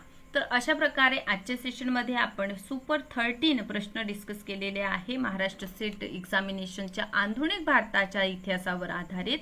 तुंगभद्रा नदीच्या काठावरील कोणते शहर 14व्या शतकात विजयनगर साम्राज्याची राजधानी बनते? A. Ahmedabad, B. Hampi, C. Hyderabad, C. D. Madras आणि डी. वरीलपैकी काहीही नाही. प्रश्न काय आहे? विजयनगर साम्राज्याची राजधानी, डायरेक्ट प्रश्न आहे. सो राजधानी आहे हम्पी, ऑप्शन बी. 14व्या शतकामध्ये हम्पी ही विजयनगरची म्हणजेच 1336 पासून 1672 पर्यंत राजधानी राहिली. विजयनगरचे संगमवंश जे आहे आपण बघतो, हरिहर आणि बुक्का यांनी विजयनगरची स्थापना केलेली संगम वंश आहे, सालुव वंश आहे, तुलु आणि अरविडू हे 4 राजवंश आपल्याला दिसून येते. देवराय II हे संगम घराण्यातील सर्वात महानतम शासक आपल्याला दिसून येईल. प्रश्न दुसरा आहे, विजयनगर राज्यांचा इतिहास डॅश यांनी लिहिला? ए. डोमेगो पेस, बी आहे फर्नियो न्यूनीज, सी आहे निकितीन आणि डी आहे निकोलो डी कॉन्टी. सो विजयनगर राज्यांचा इतिहास कोणी लिहिलेला आहे? डोमिनो पेस यांनी लिहिलेला आहे. डोमिनो पेस मध्यकालीन विजयनगरची तुलना यांनी रोमशी केलेली आहे. हे पोर्तुगीज प्रवासी आपल्याला दिसून येते. डोमेगो पेस जर विचारलं कोणते देशाचे हे प्रवासी होते ना, तर पोर्तुगीज. डोमेगोंनी 1520च्या सुमारात राजा कृष्णदेवरायांच्या काळात विजयनगर साम्राज्याला भेट दिलेली. हा सुद्धा प्रश्न इथून खूप महत्वपूर्ण निर्माण होते. विजयनगर राज्याचा क्रोनिको डॉस रेस डी ब्रिक्सनागा मध्ये विजयनगर राज्याबद्दल त्यांनी विस्तृतपणे नोंदविलेले आहे. प्रश्न तिसरा आहे, आपल्याला जुळवायचा आहे. सूची 1 आहे कृष्णदेवराय, विरूपाक्ष, हरिहर, देवराय प्रथम. अनादर साइड म्हणजे सूची बी आहे इब्न बतुता, निकोलो दी कॉन्टी, वर्थेमा आणि निकितीन. बरं, हे काय आहे? ऑप्शन्स आहे. 4 ऑप्शन्स आपल्याला दिलेले आहे. तर आपल्याला काय करायचं आहे? जोडी जुळवायची आहे. तर क्वेश्चन 3 मध्ये आपल्याला काही गोष्टी लक्षात घ्या. कृष्णदेवराय यांच्या काळामध्ये वर्थेमा, विरूपाक्ष यांच्या टाइम पिरियड मध्ये आपण काय बघतो? विरूपाक्ष यांच्या टाइम पिरियड मध्ये निकितीन है ना. हा, हरिहर प्रथम यांच्या टाइम पिरियड मध्ये आपण बघतो की कशा प्रकारे ते आहे. ओके, देवराय प्रथम यांच्या काळामध्ये निकोलो दी कोंटी है ना. आता इब्न बतुता इथे दिलेला आहे हरिहर प्रथम है ना. इब्न बतुता हे MBTच्या टाइम पिरियड मध्ये आपल्याला दिसून येते. यांचा ग्रंथ रेहला आहे ना. समोर जाऊया. विजयनगरातील राज्य कारभारासाठी प्रदेश देण्यात आलेल्या लष्करी सेनापतीच्या पांचारण करण्यात येईल. ए आहे रायस अमीर, बी आहे अमीर नायक आणि डी आहे काहीही नाही. बघा प्रश्न क्वेश्चन क्रमांक 4 काय म्हणतं? विजयनगरातील राज्य कारभारासाठी प्रदेश है ना, यावर जी लष्करी सेनापती असायचं त्याला काय म्हणतात है ना, तर त्यांना म्हणतात अमरनायक. ऑप्शन बी अमरनायक. 1336 मध्ये संगम घराण्यातील हरिहर आणि बुक्का यांनी विजयनगरची स्थापना केलेली. अमरनायक हे लष्करी कमांडर होते, ज्यांना राय काय आहे पहा. विजयनगरचे जे शासक आहे त्यांच्या उपाधी आपल्याला दिसून येते राय होती है ना. ओके, विजयनगरच्या राज्यकर्त्यांद्वारे शासित प्रदेशांवर यांना जे आहे ना भूमी वगैरे प्रदान केल्याची आपल्याला दिसून येतं. क्वेश्चन 5 आहे, खालीलपैकी संगम घराण्याचा सर्वात मोठा शासक कोण होता? ए आहे हरिहर, बी आहे बुक्का प्रथम, सी आहे हरिहर द्वितीय आणि डी आहे देवराय द्वितीय. क्वेश्चन 5 चं व्हेरी करेक्ट आन्सर आहे देवराय द्वितीय हे महानतम शासक आपल्याला दिसून येते आणि संगम वर्षाचा सर्वात महत्वपूर्ण किंवा इम्पॉर्टंट शासक देवराय द्वितीय आहे. क्वेश्चन 6 आहे, खालीलपैकी तुलुव वंशाचा सर्वात मोठा म्हणजे महानतम शासक कोण आहे? ए कृष्णदेवराय, बी अच्युतदेवराय, सी आहे सदाशिवराय आणि डी आहे रामराय. बरं, क्वेश्चन 6 आपल्याला काय विचारतात? तुलुव वंश आहे ना. तर तुलुव वंशाचे शासक कोण होते? कृष्णदेवराय महानतम शासक आपल्याला दिसून येतात. ओके, तुलुव वंशाचे सर्वात प्रतिष्ठित म्हणा महानतम शासक कृष्णदेवराय होते. क्वेश्चन 7 आहे, खालीलपैकी अरविडू घराण्याचा सर्वात मोठा म्हणजे महानतम शासक कोण होते? ए आहे तिरुमल, बी आहे व्यंकट, सी आहे श्री रंग तृतीय आणि रंग प्रथम. ओके, सो क्वेश्चन 7 मध्ये आपल्याला दिसून येते की अरविडू वंशाचं शासक है ना व्यंकट द्वितीय आपल्याला दिसून येतात. चला, अरविडू वंशाचे सगळ्यात मोठे किंवा मग महानतम शासक हे व्यंकट द्वितीय होते. क्वेश्चन 8 आहे, विजयनगरला भेट देणारा प्रवासी निकोलो कॉन्टी कोणत्या देशाचा रहिवासी होता? A Italy, B Spain, C इराण आणि डी आहे मोरोक्को. सो विजयनगरला भेट देणारा निकोलो दी कोंटी होते. बरोबर आहे. बरं, निकोलो दी कोंटी यांच्याविषयी आपण बघतो की हे कोणत्या देशाचे रहिवासी होते? इटली या देशाचे रहिवासी होते है ना. चला, क्वेश्चन 9 आहे, विजयनगरला भेट देणारा पहिला युरोपियन प्रवासी कोण होता? ए निकोलो दी कोंटी, बी आहे अब्दुल रजाक, सी आहे अथेनासियन निकितीन आणि डी आहे वर्थेमा. सो क्वेश्चन 9 मध्ये काय विचारले आहे? पहिला युरोपियन ज्यांनी विजयनगरला काय केलेले आहे? भेट दिलेली आहे. तर हे कोण होते? निकोलो दी कोंटी प्रथम युरोपियन आपल्याला दिसून येईल जे विजयनगरला भेट देतात. ओके, क्वेश्चन 10 आहे, विजयनगरातील सती प्रथेचे वर्णन करणाऱ्या प्रवासी कोण होते? ए निकोलो दी कोंटी, बी अब्दुल रजाक, सी निकितीन आणि डी आहे वर्थेमा. सो क्वेश्चन 10 मध्ये आपल्याला काय विचारतात? सती प्रथा है ना. बरं, एन्शियंट टाइम पिरियड मध्ये आपल्याला सती प्रथेचा उल्लेख कुठे मिळतं? भानुगुप्त यांचा एरण अभिलेखामध्ये आपल्याला मिळतात है ना. सेम विजयनगर विषयी विचारलेला आहे की सती प्रथेचं वर्णन केलेलं आहे कोणी? निकोलो दी कोंटी यांनी. ए व्हेरी करेक्ट आन्सर. चला, प्रश्न 11 आहे, कोणत्या शासकाच्या काळात निकोलो कोंटीने विजयनगरला भेट दिली होती? ए हरिहर प्रथम, बी बुक्का प्रथम, सी आहे हरिहर द्वितीय आणि डी आहे देवराय प्रथम. आता या ठिकाणी आपल्याला प्रश्न काय विचारतं? निकोलो कोंटी यांनी जेव्हा विजयनगरची यात्रा केलेली यावेळी शासक विजयनगरचे कोण होते? तर आपल्याला माहित आहे की यावेळेस देवराय प्रथम यांचं टाइम पिरियड सुरू होतं आणि देवराय प्रथम यांच्या टाइम पिरियड मध्ये आपण बघतो की कशा प्रकारे इटलीचा प्रवासी कोण निकोलो दी कोंटी विजयनगरला भेट देतात ना. संगम घराण्याचे शासक देवराय प्रथम. 12 क्रमांकाचा प्रश्न आहे, विजयनगरला भेट देणारा अब्दुल रज्जाक कोणत्या देशाचा रहिवासी होता? ए पर्शिया, बी स्पेन, सी इराण आणि डी आहे मोरोक्को. क्वेश्चन 12 मध्ये आपल्याला विचारला आहे अब्दुल रज्जाक आहे ना. तर कोणत्या देशाचे रहिवासी होते अब्दुल रज्जाक? पर्शिया आहे ना. तर बघा, विजयनगरच्या भेटीला आलेला अब्दुल रज्जाक जो आहे तो मूळ पर्शियाचा रहिवासी आपल्याला दिसून येते. क्वेश्चन 13 आहे, कोणत्या शासकाच्या काळात अब्दुल रज्जाक विजयनगरला भेट देतात? जसं निकोलो कोंटी देवराय प्रथम यांच्या टाइम पिरियड मध्ये विजयनगरला भेट देतात, तसंच अब्दुल रज्जाक कोणाच्या काळात? ए हरिहर प्रथम, बी बुक्का प्रथम, सी हरिहर द्वितीय आणि डी आहे देवराय द्वितीय. So very correct answer Devaraya द्वितीय यांच्या काळामध्ये आपण बघतो अब्दुल रज्जाक विजयनगरला भेट देतात है ना. बरं, देवराय द्वितीय हे संगम वंशातील सर्वातम महानतम शासक आपल्याला दिसून येतात. आणखीन थोडा समोर वळूया है ना. क्वेश्चन 14 कडे येऊया. खालीलपैकी कोणी म्हणाले की विजयनगर सारखे शहर संपूर्ण जगात डोळ्यांनी पाहिले जात नाही आणि कानाने ऐकले जात नाही? ए निकोलो कोंटी, बी आहे अब्दुल रज्जाक, सी अथेनासियन निकितीन आणि डी आहे वर्थेमा. सो या ठिकाणी आपल्या लक्षात येते की क्वेश्चन नंबर 14 जे आहे या ठिकाणी एक स्टेटमेंट दिलेला आहे, वर्णन ज्याला आपण म्हणतो आहे ना. तर वर्णन केलेलं आहे कशाबाबत? विजयनगरचं आहे ना. विजयनगर सारखं शहर हे जगात डोळ्यांनी पाहिले जात नाही आणि कानांनी ऐकले जात नाही, अशा प्रकारचं म्हटलेलं आहे. क्वेश्चन 14चं very correct answer option B Abdul Razzaq यांनी ना, हे पर्शियन प्रवासी आपल्याला दिसून येते आणि ते स्तुती करतात की विजयनगर सारखे शहर संपूर्ण जगात डोळ्यांनी पाहिले जात नाही आणि ऐकलेही जात नाही म्हणून. क्वेश्चन 14 आहे, खालीलपैकी कोणत्या विजयनगरच्या राजधानीतील वेश्यालयाचा उल्लेख कोणी केलेला आहे? ए. निकोलो कोंटी, बी आहे अब्दुल रझाक, सी आहे अथेनासियन निकितीन आणि डी आहे वर्थेमा.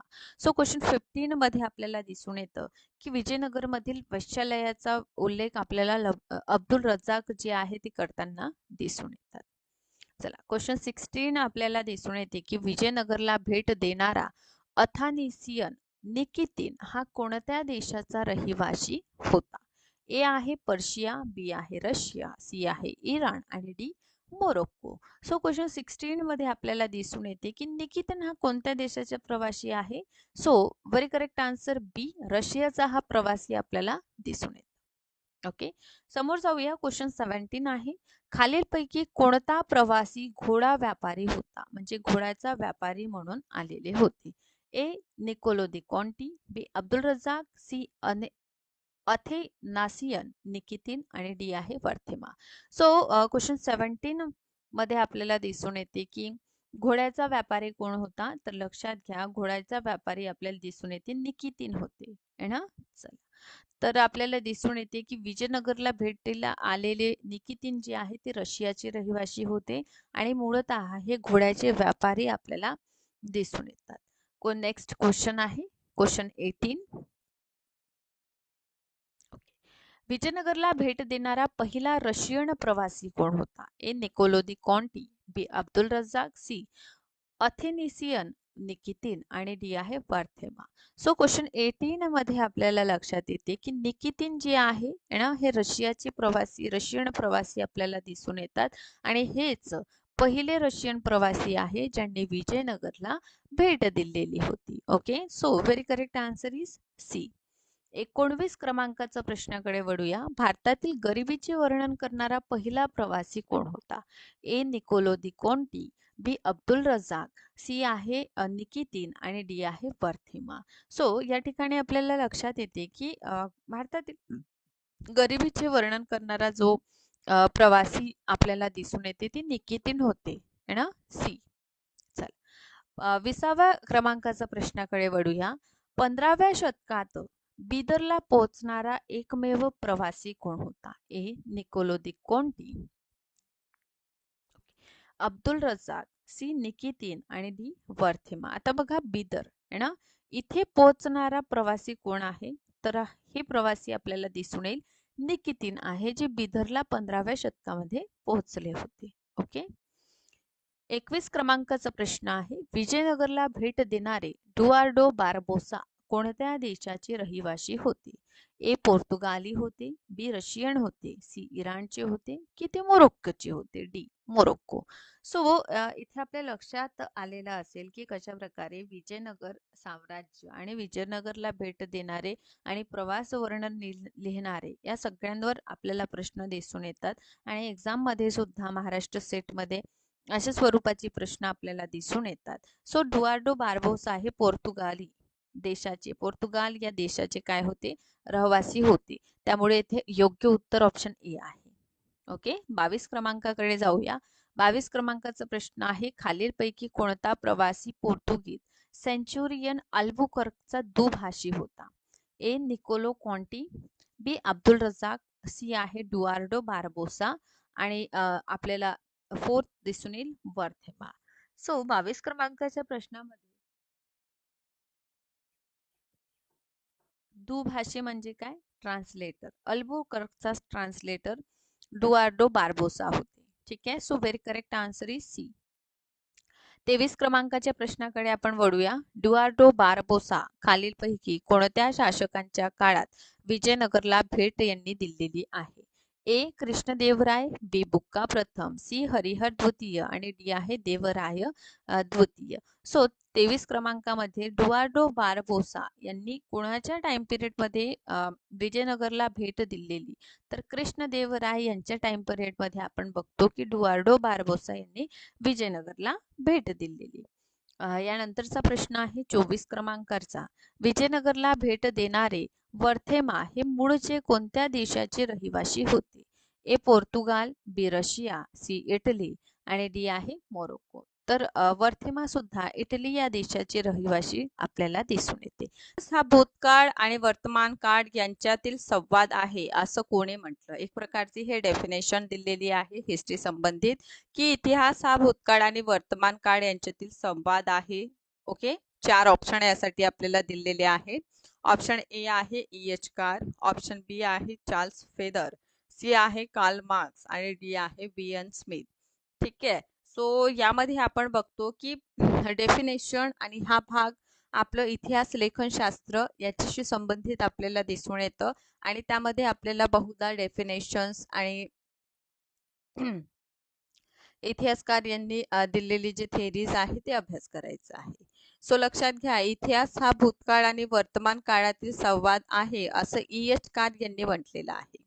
नेक्स्ट प्रश्न आहे, महासभेच्या कामकाजाची माहिती आपल्याला कुठून मिळतं? ओके, सो इथे आपल्याला 4 ऑप्शन आहे आणि 100% अशा स्वरूपाचं एन्शंट हिस्ट्रीवर प्रश्न येताना आपल्याला दिसून येतात.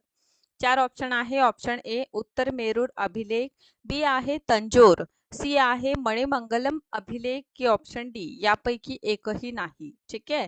सो लक्षात घ्या, महासभेविषयी माहिती आपल्याला मिळालेली आहे उत्तर मेरूर अभिलेखातून. आता हा उत्तर मेरूर अभिलेख कोणाचा आहे? तर चोल काळातील आपल्याला हा उत्तर मेरूर अभिलेख जे आहे ते दिसून येतं. आणि उत्तर मेरूर अभिलेख का बरं आपल्या एक्झामिनेशनच्या पॉइंट ऑफ व्ह्यूने महत्वाचा आहे? कारण यामध्ये स्थानीय स्वराज्याची सविस्तर माहिती आपल्याला मिळतं. त्यामुळे उत्तर मेरूर अभिलेख एक्झामिनेशनसाठी महत्वाचा आहे. चोल शासन व्यवस्थेविषयी माहिती देणारा उत्तर मेरूर अभिलेख खूप इम्पॉर्टंट ठरणार आणि स्पेशली यामध्ये स्थानीय स्वराज्याविषयी माहिती आहे. त्यामुळे हा अभिलेख आपल्या एक्झामिनेशनसाठी महत्वाचा ठरतो. नेक्स्ट प्रश्न आहे, फो को की बौद्ध राज्यांचा वर्णन असं ग्रंथ कोणी लिहिलेला आहे किंवा हे कोणाचा यात्रा वृत्तांत आहे? ऑप्शन 4 आपल्याला इथे दिलेले आहे. त्यापैकी option A Sung Yun, option B Sima Qian, option C Fa Hien आणि ऑप्शन डी आहे यापैकी काहीही नाही. आता इथे लक्षपूर्वक बघा, फोकोकी हे कोणाचं वर्णन आहे? ठीक आहे. सो फोकोकी आपल्याला दिसून येतं कोणाची रचना आहे? फाहियान यांची रचना आहे. आता इथे लक्षात घ्या, चीनी यात्री आपण बघतो है ना, चीनी ट्रॅव्हलर्सचा आपण अभ्यास करतो आणि या चीनी ट्रॅव्हलर्स मध्ये आपल्याला वेनसंग, इत्सिंग, फाहियान यांचं जे विवरण आहे ते वारंवार विचारलं जातं आणि एन्शंट हिस्ट्रीचा हा अत्यंत महत्त्वपूर्ण भाग सुद्धा आहे. ओके, सो फोकोकी हे फ वरून येतं आणि जे त्याचे रचनाकार आहे ते फ वरून त्यांचं नाव आहे. सो असं सुद्धा तुम्ही याला कोरिलेट करू शकता. सो फोकोकी हे फाहियान यांची रचना आहे. फाहियान कधी आलेले होते? तर गुप्त टाइम पिरियड मध्ये आलेले आणि स्पेशली चंद्रगुप्त द्वितीय यांच्या टाइम पिरियड मध्ये आपल्याला फाहियान आलेले दिसून येतं. त्यांनी भारतात 15-16 वर्ष राहिले आणि बौद्ध धर्मात संबंधित ज्ञान यांनी प्राप्त केले आणि स्पेशली लक्षात घ्या, फाहियान विनय पीठकाची प्रत प्राप्त करण्यासाठी भारतात आलेले आपल्याला दिसून येतात. सो कोणाच्या टाइम पिरियड मध्ये हे सुद्धा प्रश्न इथून निर्माण होतो आणि पूर्वी विचारलेला सुद्धा आहे. नेक्स्ट क्वेश्चन आहे, खालीलपैकी कोणत्या अरबी प्रवाशाने पाणांचं सविस्तर वर्णन केलेलं आहे? म्हणजे डायरेक्ट प्रश्न आहे की पाणाविषयी माहिती देणारा अरब यात्री कोण? Option A Sulaiman, option B al Baladhuri, C आहे अल मसुदी आणि डी आहे इब्न बतुता. तर इथे लक्षात घ्या, पाणाविषयी माहिती देणारे अल मसुदी आहे आणि अल मसुदी हे पाणांविषयी वर्णन करताना आपल्याला दिसून येतं. आता लक्षात घ्या, अल मसुदी हा अरब प्रवासी होता आणि 915 मध्ये गुर्जर प्रतिहार शासक महिपाल प्रथम यांच्या टाइम पिरियड मध्ये त्यांनी भेट दिलेली. ठीक आहे, याचा अर्थ ऑब्व्हियसली त्यांनी गुर्जर प्रतिहार शासक किंवा यांच्या टाइम पिरियड विषयी माहिती दिलेली आहे आणि महिपाल यांच्या गुणांविषयी सविस्तर सांगितलं. सोबतच त्यांनी पाणांचं सुद्धा वर्णन केलेलं आपल्याला दिसून येतं. ओके, सो अशा प्रकारे हे अल मसुदी झाले. समोरचा प्रश्न आपल्याला दिसून येतं की हर्षवर्धनाच्या स्वाक्षरीची प्रत खालीलपैकी कोणत्या नोंदीत आढळते? ए आहे मंदसोर, अभिलेख आहे, बी आहे परमार प्रवाह संदर्भ, सी आहे पुलकेशिन द्वितीय यांचं ऐहोल प्रशस्ती लेख आणि डी आहे बसखेडा नोंदी. सो हर्षवर्धन हे आपल्याला वर्धन घराण्याचे शासक दिसून येतात आणि यांच्या टाइम पिरियड मध्ये आपण बघतो की कशा पद्धतीने कन्नौजला महत्व प्राप्त झालेले होते आणि कन्नौज ही मोखरी घराण्याची राजधानी होती आणि समोर चालून ती हर्षवर्धनाची राजधानी होणार. हे सगळं आपण एन्शंट हिस्ट्रीचा जो थेरिकल पार्ट आहे त्यामध्ये अभ्यास केलेला आहे. सो बसखेडा अभिलेख यामध्ये आपल्याला काय मिळतं, हर्षवर्धन यांच्या हस्ताक्षराची जे प्रत आहे ती आपल्याला प्राप्त झालेली आहे. यातून हर्षवर्धन स्वतः एक सुलेखन का आपल्याला असताना दिसून येतात. त्यामुळे बसखेडा अभिलेख व्यवस्थित आपल्याला लक्षात घ्यायचा आहे. सोबतच बसखेडा अभिलेख हे वर्तन घराण्यांविषयी सामाजिक परिस्थिती जाणून घेण्यामध्ये हे मदत होते है ना. आणि सोबतच जर हर्षवर्धन यांची प्रत मिळालेली आहे त्यांच्या हँडरायटिंगची, सो ऑब्विसली ते एक सुलेखनकार आपल्याला दिसून येते असल्याचे. ओके, सो नेक्स्ट प्रश्न आहे, हडप्पा संस्कृतीत खालीलपैकी कोणते युद्ध क्षेत्र उपलब्ध नव्हते, म्हणजे यापैकी कोणतं असं अवजार आहे जे आपल्याला हडप्पा संस्कृतीमध्ये दिसून येत नाही. तर यासाठी 4 ऑप्शन आहे. ऑप्शन ए आहे धनुष्यबाण, ऑप्शन बी आहे तलवार, सी आहे ढाल आणि चौथा आहे शिरस्त्र. आता इथे बघा, ऑप्शन अ आहे फक्त 1, ऑप्शन बी आहे 2 आणि 3, ऑप्शन सी आहे 1, 3 आणि 4 आणि ऑप्शन डी आहे 2, 3 आणि 4. आता हडप्पा संस्कृतीशी विचारलेला आहे हा प्रश्न महत्त्वाचा ठरणार आपल्यासाठी. तर हडप्पा संस्कृतीमध्ये तलवार, ढाल आणि आपल्याला शिरस्त्र आपल्याला दिसून येतात. ठीक आहे, म्हणजे हे आपल्याला युद्ध क्षेत्रामधून मिळालेले काय आहे अवजारे दिसून येतात. त्यामुळे ऑप्शन क्रमांक ड सोबत जाणार की सिंधू सभ्यतेमध्ये आपल्याला तलवार, ढाल आणि शिरस्त्र यांचा वापर केल्याचं दिसून येतं. यानंतरचा प्रश्न आहे, यादी दिलेली आहे आपल्याला अ गट आणि ब गट, त्यासाठी आपल्याला 4 ऑप्शन मिलान करण्यासाठी दिलेला आहे. आता पहिला गट मी अगोदर सांगते, सिंधू सभ्यतेचा उत्तर सीमा, ऑप्शन बी आहे सिंधू सभ्यतेची दक्षिण सीमा, ऑप्शन सी आहे सिंधू सभ्यतेची पूर्वी सीमा आणि ऑप्शन डी आहे सिंधू सभ्यतेची पश्चिम सीमा. आता अनादर साइड बघा, मांडा जम्मू काश्मीर, ठीक आहे सॉरी जम्मू, बी आहे दैमाबाद महाराष्ट्र, सी आहे आलमगीरपूर उत्तर प्रदेश आणि बलुचिस्तान सुरकोतडा. ओके, चला, सो इथे लक्षात घ्या आता काय विचारलेलं आहे उत्तर. ठीक आहे, सो सिंधू सभ्यतेमध्ये उत्तर आपण बघतो, पूर्व बघतो, म्हणजे 4ही दिशांमध्ये आपण विस्तार असा प्रश्न आपल्याला आहे. तर इथे आपल्याला लक्षात घ्यायचं आहे, सर्वप्रथम इथे उत्तरेमध्ये आपण कुठपर्यंत विस्तार या सभ्यतेचा बघतो, तर मांडापर्यंत बघतो.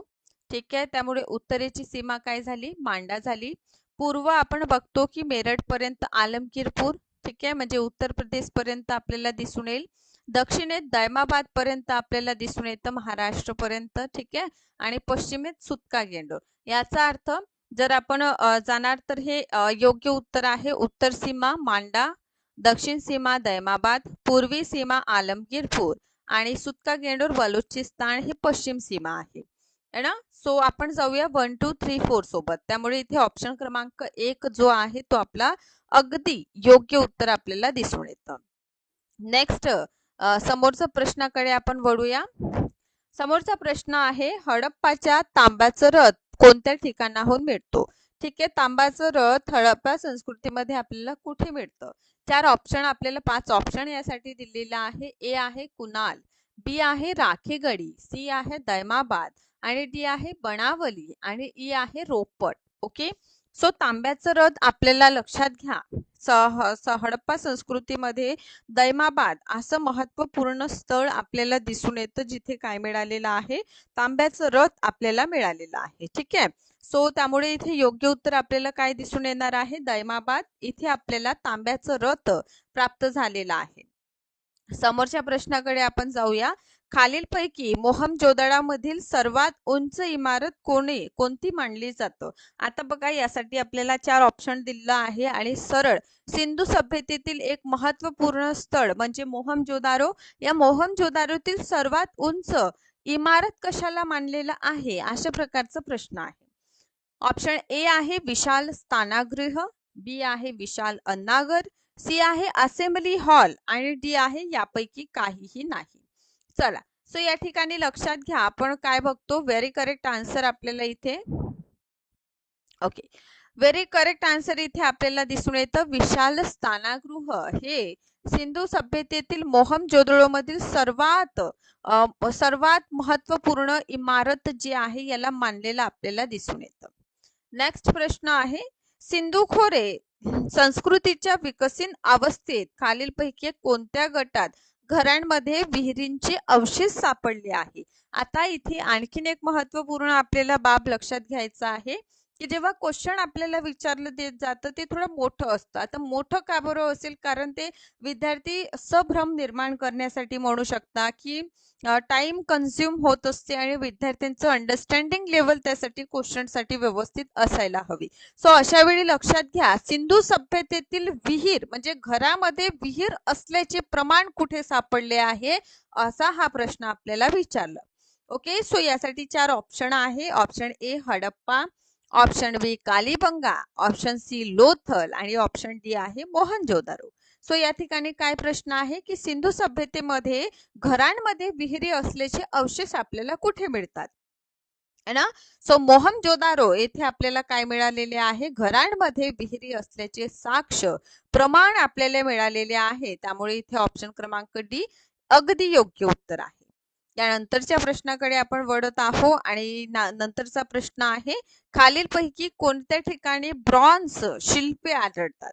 यासाठी 5 ऑप्शन आपल्याला मिळालेली आहे.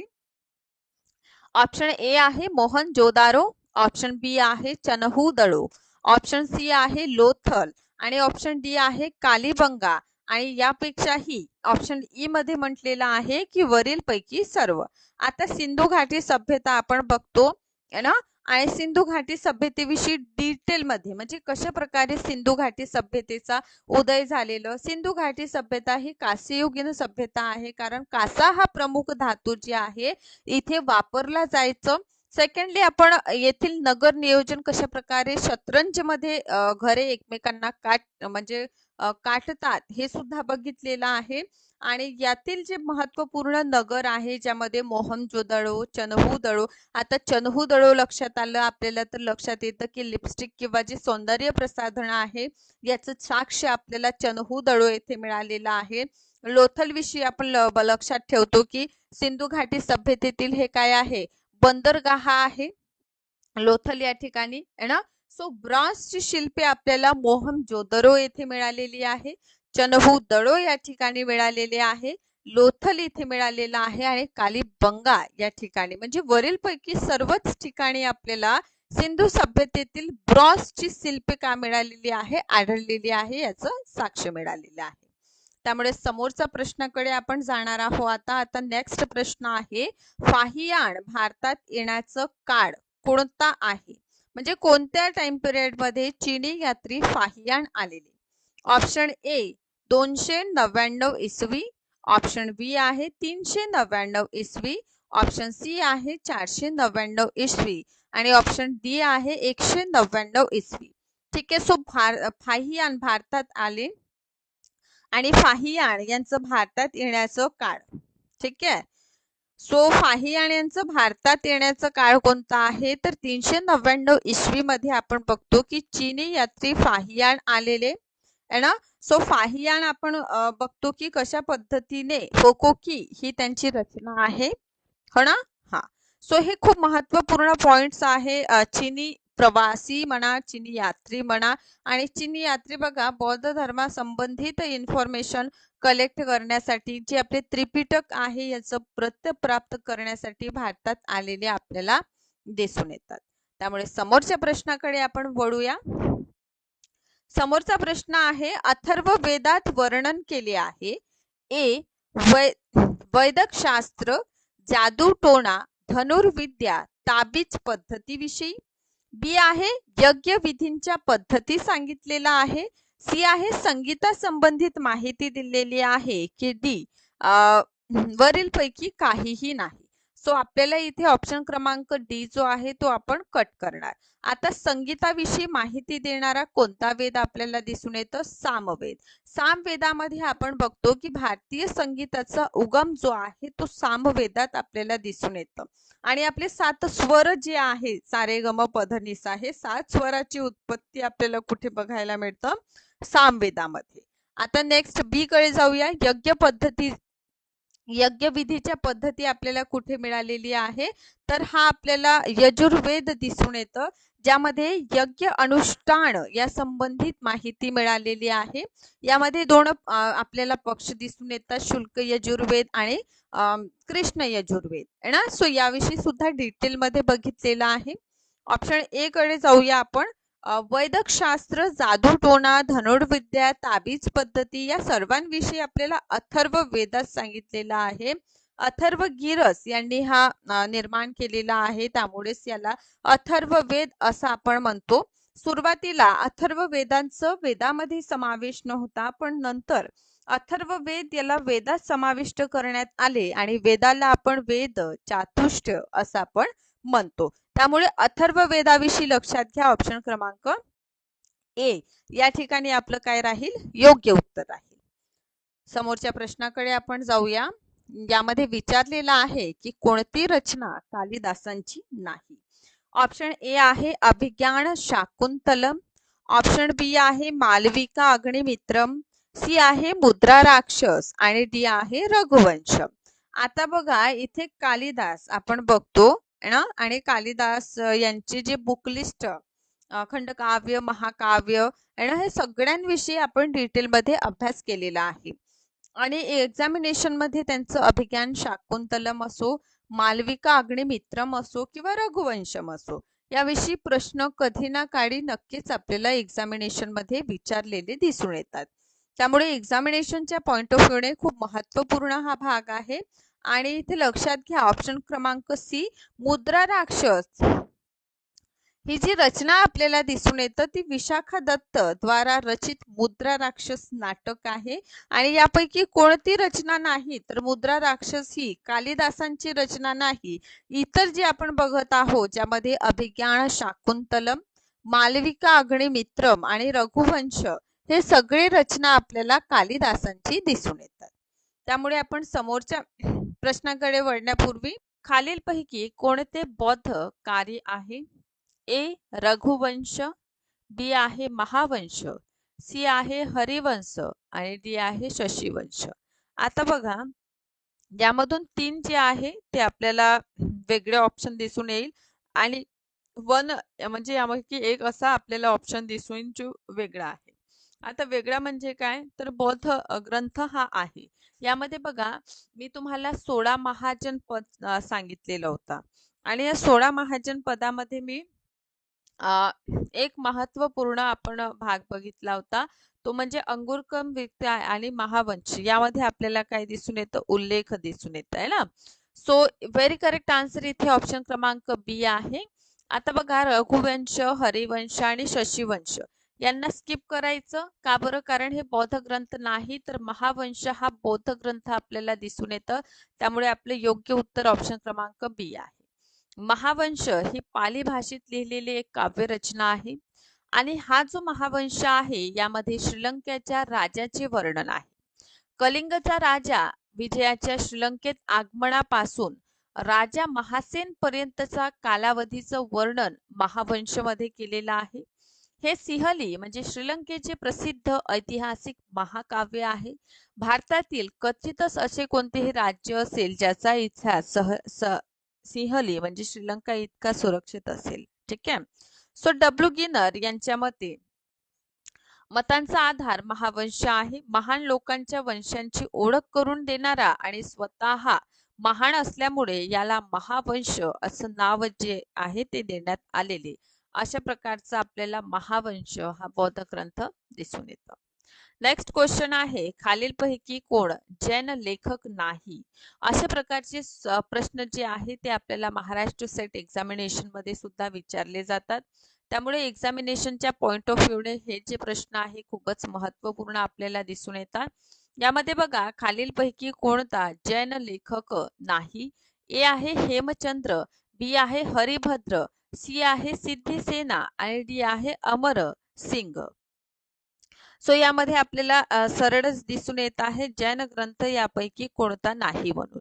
ओके, सो लक्षात घ्या यापैकी अमर सिंग आहे ना, हे जैन लेखक आपल्याला दिसून येत नाही. ठीक आहे, आपण बुद्धिझम आणि जैनिझमचा अभ्यास करीत असतो आणि या अभ्यास करीत असताना आपल्याला जे आहे त्या संबंधित जे जसं बुद्धिझम संबंधित महत्त्वपूर्ण ग्रंथ कोणते आहे, जैनिझम संबंधित महत्त्वपूर्ण ग्रंथ कोणते आहे, हा जो महत्त्वपूर्ण भाग आहे ते आपल्या एक्झामिनेशनच्या पॉइंट ऑफ व्ह्यूने सुद्धा खूप महत्त्वपूर्ण आपल्याला दिसून येतं आणि या भागातून देखील आपल्याला एक्झामिनेशन मध्ये प्रश्न विचारले जातात. त्यामुळे बुद्धिझम लिस्ट करून घ्या की कोणकोणते ग्रंथ आहे ॲज वेल ॲज लेखक कोणते आहे. सोबतच जैनिझम साठी सुद्धा लेखक आणि त्यांचं ग्रंथ आणि ग्रंथांचं काय असं वैशिष्ट्य आपल्याला दिसून येतं, तर ही बाब सुद्धा आपल्याला माहीत असावी. आणि इथे आपल्याला दिसून येते अमरसिंग योग्य उत्तर आहे, कारण अमरसिंग हे जैन लेखक नाहीत. नंतरचा प्रश्न आहे राजतरंगिणीचा इतिहासाशी संबंधित आहे. ए आहे मथुरेचा इतिहास, बी मगधचा इतिहास, सी आहे जोधपूरचा इतिहास आणि डी आहे काश्मीरचा इतिहास. ठीक आहे, तर यामध्ये आपण बघतो राजतरंगिणी हे महत्वपूर्ण ग्रंथ आपल्याला आहे, जे कल्हण यांच्याद्वारे लिखित आहे. बहुधा आपल्याला क्वेश्चन विचारत असताना ओके, बहुधा जे आहे आपल्याला क्वेश्चन विचारत असताना लेखकांची नावे किंवा रायटर जे असतात त्यांना सुद्धा मिलान करण्यासाठी जुळवण्यासाठी दिलेले असतात. सो अशा वेळी माहीत असावं की राजतरंगिणी हे कल्हण यांची रचना आपल्याला दिसून येतं आणि कल्हण यांच्या रचनेतून त्यांनी काश्मीरचा जो इतिहास आहे त्यावर प्रकाश पाडलेला आपल्याला दिसून येतं. त्यामुळे काश्मीरचा इतिहास जाणून घेण्याचा महत्त्वपूर्ण स्रोत कोणता आहे, तर काश्मीरचा इतिहास जाणून घेण्याचा महत्त्वपूर्ण स्रोत राजतरंगिणी आहे. कोणाद्वारे राजतरंगिणी लिखित आहे, तर कल्हण यांच्याद्वारे आपल्याला राजतरंगिणी जी आहे ती लिखित दिसून येतं. त्यामुळे हे खूप इम्पॉर्टंट होणार आहे आपल्या एक्झामिनेशनच्या point of view. Next question आपल्याला दिसून येतं कालिदास कोणाच्या कारकिर्दीत होते. अ समुद्रगुप्त, बी आहे अशोक दी ग्रेट, सी आहे समुद्रगुप्त प्रथम आणि डी आहे चंद्रगुप्त दुसरा. आता कालिदास यांचं कारकीर्द इथे डायरेक्ट आपल्याला विचारण्यात आलेली आहे की कालिदास जी आहे कोणाच्या कारकिर्दीत होते. ठीक आहे, तर लक्षात घ्या आपल्याला इथे दिसून येतं की कालिदास ठीक आहे यांचं महत्वपूर्ण रचना सुद्धा आपल्याला माहित असावं, जसं रघुवंशम आहे, मालविका अग्निमित्रम आहे, अभिज्ञान शाकुंतलम आहे ना, ऋतुसंहार, मेघदूत, कुमार संभव ना, विक्रमोर्शी अशा प्रकारचे महत्वपूर्ण योगदान जे आहे कालिदास यांचं दिसून येतं. आणि नक्कीच अशा वेळी प्रश्न जे आहे ते उपस्थित होतात की कालिदास हे कोणाच्या कारकिर्दीत आपल्याला दिसून येतं, तर चंद्रगुप्त द्वितीय. आता हे चंद्रगुप्त द्वितीय कोणत्या वंशाशी संबंधित आहे, तर यावेळी आपल्याला माहीतही असावं की चंद्रगुप्त द्वितीय ज्यांना विक्रमादित्य आपण ओळखतो हे गुप्त वंशीय शासक होते आणि या गुप्त वंशीय शासकांच्या टाइम पिरियड मध्ये आपण कोणाला बघतो, कालिदास. आता चंद्रगुप्त द्वितीय यांचं नवरत्न आपण बघतो आहे की नाही, आणि त्यामध्ये एक नाव म्हणजे कालिदासांचं आपल्याला दिसून येतं. त्यामुळे इथून बघा खूप इम्पॉर्टंट प्रश्न आपल्याला निर्माण होताना जे आहे ते दिसून येतं. सो याविषयी आणखीन विस्तृत स्वरूपामध्ये बघूया. कालिदासांचे वास्तव्य चंद्रगुप्त द्वितीय यांच्या काळात होते. चंद्रगुप्त द्वितीय ज्यांना चंद्रगुप्त विक्रमादित्य या नावाने सुद्धा ओळखलं जातं, यांचं टाइम पिरियड आहे इसवी सन 380 पासून तर 412 पर्यंत यांचं टाइम पिरियड आपल्याला दिसून येतं. चंद्रगुप्त द्वितीय यांनी आपल्या साम्राज्याचा विस्तार वैवाहिक संबंध प्रस्थापित केलेला आपल्याला दिसून येतं. यांनी कुबेर नागाशी विवाह केलेला आणि कुबेर नागा यांच्यापासून मुलगी झाली आणि ती मुलगी म्हणजे प्रभावती गुप्ता. प्रभावती गुप्ता हिचा विवाह त्यांनी कोणाशी केलं, वाकाटकांशी. वाकाटक शासक होते रुद्रसेन द्वितीय. सो रुद्रसेन द्वितीय आणि प्रभावती गुप्ता यांच्यात वैवाहिक संबंध आपल्याला दिसून येतं, कारण गुप्त टाइम पिरियड आणि वाकाटक टाइम पिरियड जे आहे म्हणजे वाकाटक वंश जे आहे ते पॅरलली आपल्याला दिसून येतं. की राज्य शासन त्यांनी केलेलं आहे. सो अशा वेळी आपण बघतो की इतिहासामध्ये लक्षात घ्या की जेव्हा दोन प्रबळ एम्पायर डेव्हलप होत असतात, त्यांचा विकास होत असतो, एकतर त्यांमध्ये शत्रुता क्रिएट होणार किंबहुना वैवाहिक संबंध प्रस्थापित होताना आपल्याला दिसून येतं. सो यावेळी आपण वाकाटक आणि गुप्तांमध्ये काय बघतो, वाकाटक आणि गुप्तांविषयी आपण बघतो की यांच्यामध्ये वैवाहिक संबंध प्रस्थापित झाले, ज्यामध्ये आपण बघतो की चंद्रगुप्त द्वितीय यांची मुलगी प्रभावती गुप्ता आणि वाकाटक शासक रुद्रसेन द्वितीय यांचा विवाह झालेलं. आणि नंतर आपण बघतो की चंद्रगुप्त यांनी चांदी जी आहे, ठीक आहे, सिल्वर कॉइन सुद्धा यांनी सुरू केलेले आपल्याला दिसून येतं. आणि चंद्रगुप्त द्वितीय यांच्या दरबारामध्ये 9 रत्ने होती आणि या 9 रत्नांमध्ये आपल्याला शपनक दिसून येतं, जे ज्योतिष संबंधित आहे. कालिदास आहे, अमरसिंग आहे, हे यांच्या दरबारी आपल्याला दिसून येतं की गुप्तकालीन हे प्रसिद्ध विद्वान होते. आणि कालिदासांच्या रचनांमध्ये ऋतुसंहार आहे, मेघदूत आहे, कुमार संभव आहे, रघुवंश आहे, मालविका अग्निमित्रम, अभिज्ञान शाकुंतलम, विक्रम मोर्शीय, हे जी महत्वपूर्ण रचना आहे कालिदासांचं आपल्याला दिसून येतं आणि एक्झामिनेशनच्या पॉइंट ऑफ व्ह्यूने अत्यंत महत्वपूर्ण हा भाग आहे. नेक्स्ट क्वेश्चन आपल्याला दिसून येतं की गौतम बुद्धाचा मृत्यू कोठे झाला. ठीक आहे, तर ए मध्य प्रदेश, बी हिमाचल प्रदेश, सी बिहार आणि डी आहे उत्तर प्रदेश. आता हा सुद्धा प्रश्न आपल्याला खूप इम्पॉर्टंट जे आहे एक्झामिनेशन साठी दिसून येणार आहे. ठीक आहे, कारण बुद्धिझमवर बहुधा जे काउन्सिल झालेल्या परिषदा झालेल्या आपल्याला दिसून येतात, या परिषदांवर वारंवार प्रश्न जे आहे ते विचारलेले आहे. आणि जर या भागातून प्रश्न विचारले जातात, याचा अर्थ हा भाग सुद्धा आपल्या एक्झामिनेशन साठी इम्पॉर्टंट आहे. सो डायरेक्टली इथे उत्तर आपल्याला उत्तर प्रदेश दिसून येईल, यूपी आपल्याला दिसून येते. कशा प्रकारे आणि का बरं, मी या पूर्वीच्या थेरी सेशन्स मध्येच हा महत्वपूर्ण भाग जो आहे तो कव्हर करून आपल्याला दिलेला आहे. तर उत्तर प्रदेशातील देवरिया जिल्ह्यापासून 28 किलोमीटर अंतरावर आहे कुशीनगर, है ना. आणि कुशीनगर मध्ये गौतम बुद्धांचा मृत्यू झालेला आपल्याला दिसून येते. ठीक आहे, तर हा ठिकाण जो आहे कुशीनारा किंवा कुशावती या नावाने सुद्धा ओळखला जातो.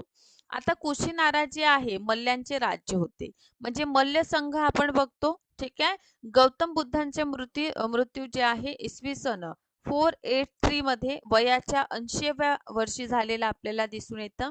अशोकांनीही या पवित्र स्थळाला भेट दिली आणि ते स्तूपही बांधलेला आपल्याला दिसून येतं.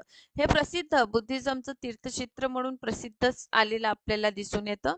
सो अशा प्रकारे लक्षात घ्या, यांचं जे मृत्यू आहे ते कुठे झालेला आपल्याला दिसून येते, कुशीनारा. ठीक आहे, मल्ल संघ लक्षात घ्या. यानंतरचा प्रश्न की बघा, हाती गुंफा शिलालेख कोणत्या शासकांची माहिती देणारा प्रमुख स्रोत आहे. ठीक आहे, ए आहे खारवेल, बी आहे अशोक, सी आहे हर्षवर्धन आणि डी आहे कनिष्क. 2021 चा जर क्वेश्चन पेपर तुम्ही विचार केलेला, सो 2021च्या क्वेश्चन पेपर मध्ये अशा स्वरूपाचा प्रश्न तुम्हाला एक्झामिनेशन मध्ये येताना दिसून आलेला आहे. आणि प्राचीन भारताचा इतिहास याचा जर क्वेश्चन विचारण्याचा पॅटर्न जर बघितलं, तर अभिलेख जे आहे या अभिलेखांवर देखील आपल्याला वारंवार एक्झामिनेशन मध्ये प्रश्न येताना दिसून येतात. त्यामुळे हा सुद्धा घटक आपल्या एक्झामिनेशन साठी खूप इम्पॉर्टंट होणार आहे, ज्यामध्ये आपण बघतो की हाती गुंफा अभिलेख. ठीक आहे, सो हाती गुंफा अभिलेख कोणाचा आहे, ए खारवेल, बी अशोक, सी हर्षवर्धन आणि डी कनिष्क. सो हाती गुंफा अभिलेख कोणाचा आहे, खारवेल यांचा आहे. त्यामुळे इथे योग्य उत्तर आपल्याला ऑप्शन क्रमांक ए दिसून येतात. खारवेलांनी हाती गुंफा अभिलेख जे आहे यामध्ये पूर्णतः यांची माहिती मिळते. आता खारवेल कोण आहे, तर लक्षात घ्या, खारवेल जे आहे ते चेदी वंशाचे शासक आपल्याला दिसून येते. कोणत्या क्षेत्रामध्ये हे चेदी वंश आपल्याला दिसून येईल, तर उडीसाच्या क्षेत्रामध्ये आपल्याला जो चेदी वंशातील शासक खारवेल दिसून येतात. आणि यावर कशा प्रकारे खारवेल यांनी कलिंगावर पर्टिक्युलर क्षेत्रामध्ये त्यांनी काय केलेलं आहे, राज्य केलेलं आहे. जैन अनुयायी होते, त्यामुळे लक्षात घ्या की जैन धर्माविषयी माहिती देणारा पहिला अभिलेख हाती गुंफा अभिलेखातून आपल्याला मिळतं. सोबतच खारवेल हा जो आहे जैन धर्माचा अनुयायी होता, याविषयी माहिती मिळते. दक्षिण भारतातील जे महत्त्वपूर्ण क्षेत्र आहे ज्यामध्ये चोल, चेर आणि पांड्य या तीनही राज्यांचा पराभव जे आहे खारवेल यांनी केलेला आहे. ठीक आहे. सोबतच शिलालेखांमध्ये खारवेलाला राजश्री म्हटलं आहे. हाती गुंफा शिलालेख हा पहिला शिलालेख आहे ज्यामध्ये महाराज सर्वप्रथम आपल्याला भारतवर्ष यांचा उल्लेख केलेला दिसून येतो आणि 2021-22च्या क्वेश्चन पेपर मध्ये हा महत्त्वपूर्ण प्रश्न देखील आपल्याला जो आहे एक्झामिनेशन मध्ये विचारलेला आहे. सो हे खूप इम्पॉर्टंट आहे आपल्या एक्झामिनेशनच्या पॉइंट ऑफ व्ह्यूने, कारण PYQ टॉपिक आहे, प्रिव्हियस क्वेश्चन पेपर मध्ये सुद्धा विचारलेला आहे. नेक्स्ट आहे नवता टोलीचे उत्खनन कोणी केले? KD वाजपेयी, बी आहे VS वाकणकर, सी आहे HD संकालिया आणि डी आहे मार्टिमर व्हीलर. आता मला सांगा नवता टोली याविषयी आपण बघितलेलं आहे. नवता टोली याचं उत्खनन कोणी केलेलं आहे तर HD संकालिया यांनी नवता टोलीचं उत्खनन केलेलं आपल्याला दिसून येतं. त्यामुळे इथे योग्य उत्तर आपल्याला ऑप्शन क्रमांक सी दिसून येणार. सो HD संकालिया जे आहे यांनी नवता टोलींचं उत्खनन केलं. महेश्वर मधील नवता टोलींचं उत्खनन Deccan college post graduation and research institution Pune, university of Baroda मध्य प्रदेशच्या पुरातत्व विभागाचे HD संकालिया यांच्या नेतृत्वाखाली झाले. कधी झाले तर 1952 1953. देन आपण बघतो 1953 पासून 54 पर्यंत संयुक्तरित्या इथे उत्खनन झालेलं आपल्याला दिसून येतं आणि परिणामी आपल्याला दिसून येते की नवता टोली येथे चाल्कोलिथिक कालखंडापासून मध्ययुगीन काळापर्यंतच्या 5 सांस्कृतिक कालखंडाची माहिती जी आहे ते आपल्याला दिसून येते. म्हणजे पर्टिक्युलर इथे प्रोटो हिस्टोरिकल म्हणजे चाल्कोलिथिक कालावधी, ऐतिहासिक काळ, प्रारंभी ऐतिहासिक काळ आणि नंतरचा ऐतिहासिक काळ जो आहे याविषयी आपल्याला पूर्णतः नवता टोली या ठिकाणाहून काय मिळालेले आहे प्रमाण आपल्याला मिळालेले दिसून येतात. त्यामुळे इथे आपल्याला योग्य उत्तर दिसून येतं. नेक्स्ट क्वेश्चन आहे एरण शिलालेख कोठे आहे? ए उत्तर प्रदेश, बी आहे मध्य प्रदेश, सी आहे गुजरात आणि डी आहे बिहार. मला सांगा एरण याविषयी सुद्धा प्रिव्हियस क्वेश्चन पेपर मध्ये बहुधा आपल्याला क्वेश्चनिंग जी आहे ती झालेली आहे आणि भरपूरसे प्रश्न एरण शिलालेखावर विचारलेले आहे. सो एरण शिलालेख कुठे आहे? उत्तर प्रदेश, मध्य प्रदेश, गुजरात आणि बिहार. सो एरण आपल्याला मध्य प्रदेश MP मध्ये दिसून येतं. आता एरण शिलालेख जे आहे मध्य प्रदेशातील सागर जिल्ह्यातील विदिशाजवळ बेतवा नदीच्या काठावर आहे एरण. आणि हा एरण जे आहे या ठिकाणी आपल्याला 510 AD या टाइम पिरियड मध्ये आपल्याला शिलालेख सापडतो आणि हा शिलालेख जे आहे भानुगुप्तांचा हा शिलालेख आहे. आता हे भानुगुप्त कोण आहे तर लक्षात घ्या भानुगुप्त गुप्तवंशीय शासक आहे. ठीक आहे. तर यामध्ये भानुगुप्तांचं अमात्य होता म्हणजे त्यांचं मांडलिक शासक होते ज्यांचं नाव आहे गोपराज. सो गोपराज यांच्याविषयी माहिती आहे. म्हणतात की भानुगुप्त यांचा जेव्हा आक्रमण झालेलं आणि त्याचं सामंत जेव्हा लढत होता त्यावेळी आपण बघतो की भानुगुप्त यांचं जे सामंत होते म्हणजे गोपराज यांचा मृत्यू झालं आणि गोपराज यांची पत्नी सती गेली आणि हा सती जाण्याचा जो प्रकार आहे म्हणजे एरण अभिलेखेतून आपल्याला प्राचीन भारतामध्ये गुप्त काळातील एरण अभिलेख आहे जो सती प्रथेचा आपल्याला उल्लेख करताना दिसून येतं आणि प्रिव्हियस क्वेश्चन पेपर जर आपण बघितले तर प्रिव्हियस क्वेश्चन पेपर मध्ये वारंवार हा प्रश्न आपल्याला विचारलेला आहे. ठीक आहे. सो त्यामुळे एरण जे आहे खूप महत्वपूर्ण ठरणार आणि गुप्तवंशीय शासक भानुगुप्त यांचा एरण अभिलेख आपल्याला दिसून येतं. सो आपण समोरच्या प्रश्नाकडे वळूया.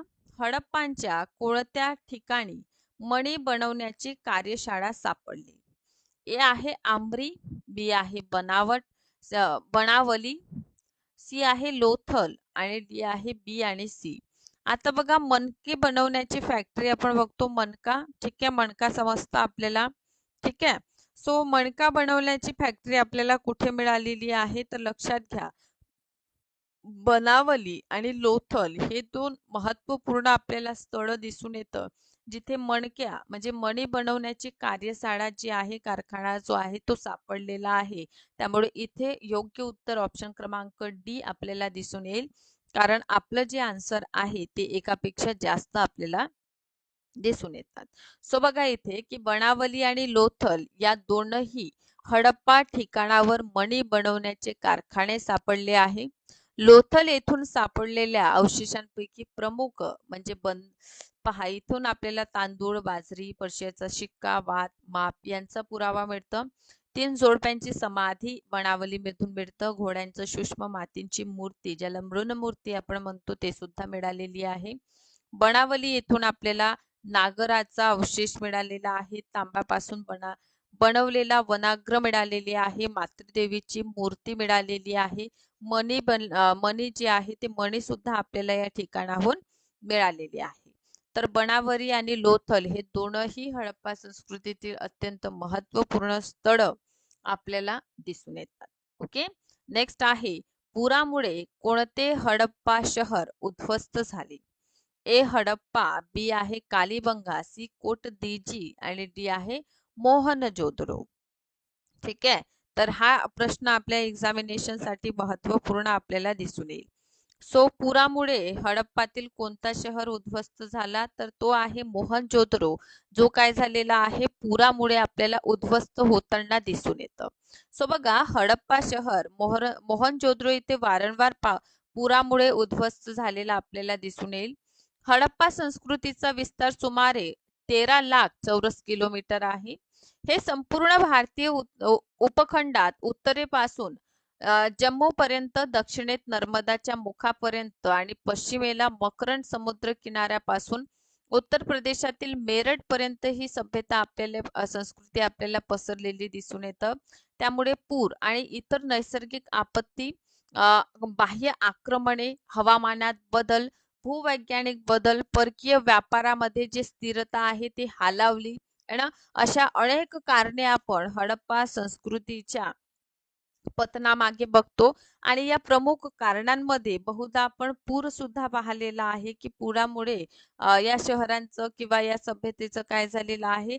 तर लक्षात घ्या या सभ्यतेविषयी दिलेले जे ओपिनियन आहे म्हणजे जे काही व्ह्यूज आपण बघतो हे सुद्धा आपल्या एक्झामिनेशनच्या पॉइंट ऑफ व्ह्यूने इम्पॉर्टंट पार्ट आहे. कारण या भागातून देखील आपल्याला एक्झामिनेशन मध्ये प्रश्न विचारलेले आहे.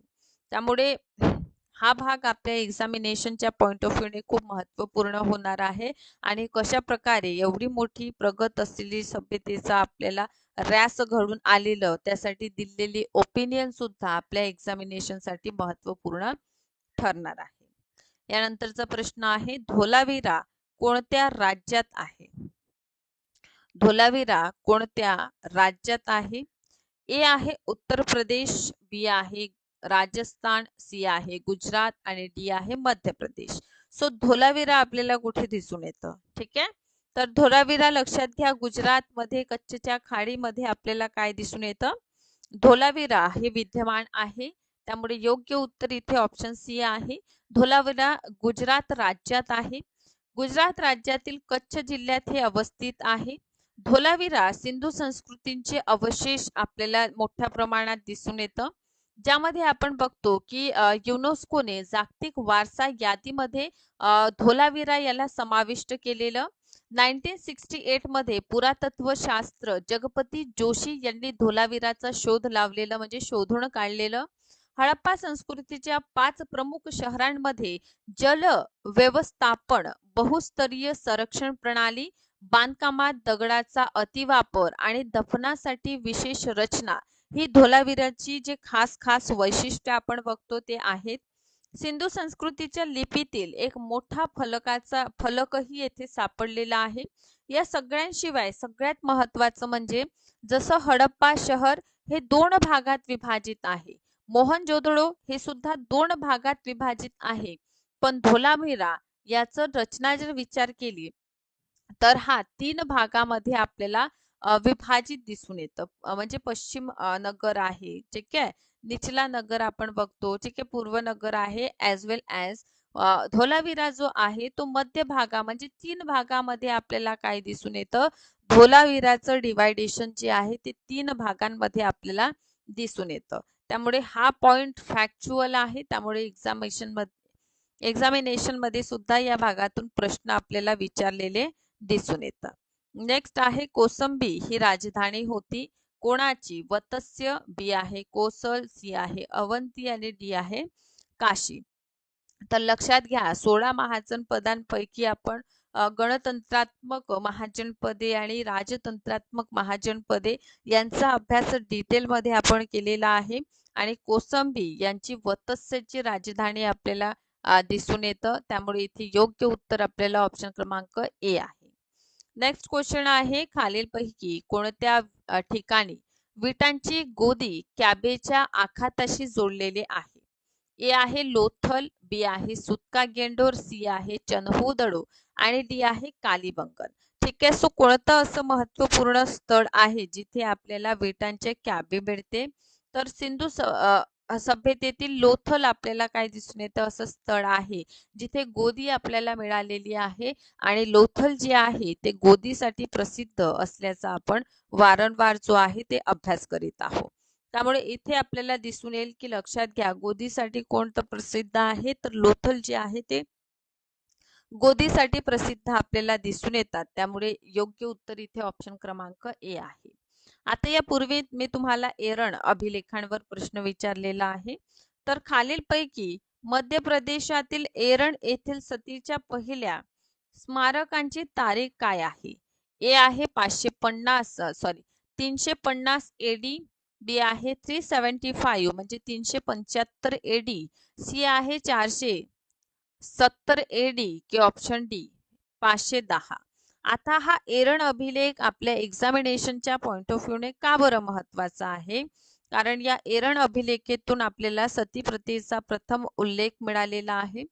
एरण अभिलेख कोणत्या काळाशी संबंधित आहे? सो गुप्त काळाशी हे संबंधित आहे.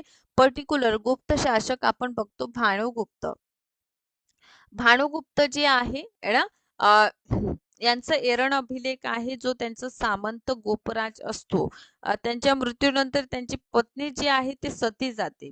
यातूनच सती प्रथेचा प्रथम उल्लेख करणारा जो पुरावा आपल्याला मिळतो तो एरण मध्ये मिळतो. ठीक आहे. त्यामुळे हे एरण जे आहे त्यामध्ये 510 एडी आपल्याला सांगितलेलं तारीख दिसून येतं. त्यामुळे इथे योग्य उत्तर आपल्याला ऑप्शन क्रमांक डी जे आहे त्यासोबत आपण जाणार आहोत. समोरच्या प्रश्नाकडे वळूया. ललित विस्तार एक बौद्ध ग्रंथ यात लिहिला आहे. ए पाली, बी संस्कृत, सी प्राकृत आणि डी आहे अर्ध मगधी. आता मला सांगा की जे आपण ललित विस्तर हा ग्रंथ बघतो महत्वपूर्ण बौद्ध ग्रंथ आहे जे कशामध्ये लिहिलं आहे? संस्कृत मध्ये आपल्याला दिसून येतं. ललित विस्तर हा कोणता? आता बघा आता बौद्ध ग्रंथ पाली मध्ये लिहिलेली आहे. ठीक आहे. पण काही बौद्ध ग्रंथ आपल्याला त्यांची रचना जी आहे ती संस्कृत मध्ये सुद्धा झाल्याचे दिसून येतं.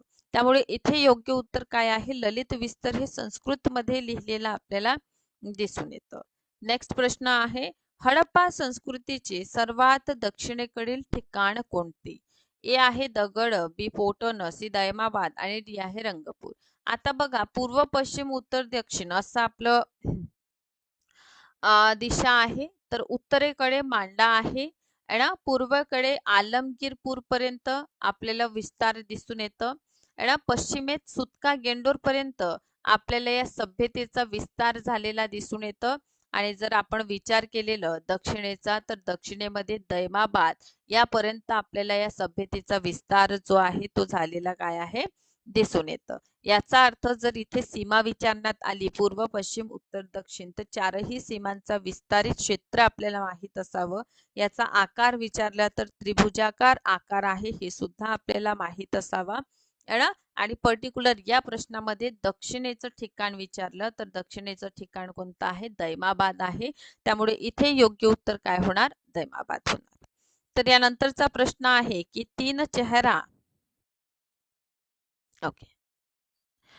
चेहऱ्यांसह ध्यानाच्या मुद्रेत बसलेला माणूस कोठून मिळवलेल्या सिल्वर आढळतो?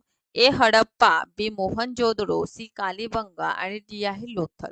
सो तीन चेहऱ्यांसह ध्यानाच्या मुद्रेत बसलेले जे मूर्ती आहे ती आपल्याला मोहन जोदडो या ठिकाणाहून मिळालेली आहे. ओके, आणि शेवटचा आहे मध्यम शहर, याचा पुरावा कुठे सापडतो? ए आहे धोलावीरा, बी कालीबंगा, सी राखीगढी आणि डी आहे आंबरी. आता लक्षात घ्या, सिंधू घाटी सभ्यतेमध्ये आपण नगर नियोजन बघतो आणि नगर 2 भागात विभाजित आहे. पण धोलावीरा हे आपल्याला कुठं कसं दिसून येतं? 3 भागात जे आहे ते विभाजित दिसून येतं. त्यामुळे मध्यम शहर आपल्याला धोलावीरा या ठिकाणी दिसून येतं. सोबतच आजच्या पर्टिक्युलर व्हिडिओ लेक्चरच्या माध्यमातून कंप्लीट युनिट 1 मी तुम्हाला कव्हर करून दिलेला आहे आणि या युनिट 1 मधून बहुधा जे रिपीटेड फॉर्म मध्ये प्रश्न विचारले जातात असे प्रश्न आणि असे महत्त्वपूर्ण टॉपिक सुद्धा आज आपण डिस्कस केलेले आहे. सोबतच ज्या स्टुडंटनी आतापर्यंत कोर्सला जॉईन केलेलं नाही त्यांनी कोर्सला जॉईन करा, जेणेकरून येणाऱ्या परीक्षेमध्ये आपल्याला याचा फायदा होताना दिसून येईल. अशाच प्रकारे सेशनला बघत राहा, सेशनला लाईक करा, शेअर करा, चॅनलला सबस्क्राईब करा. Thank you so much.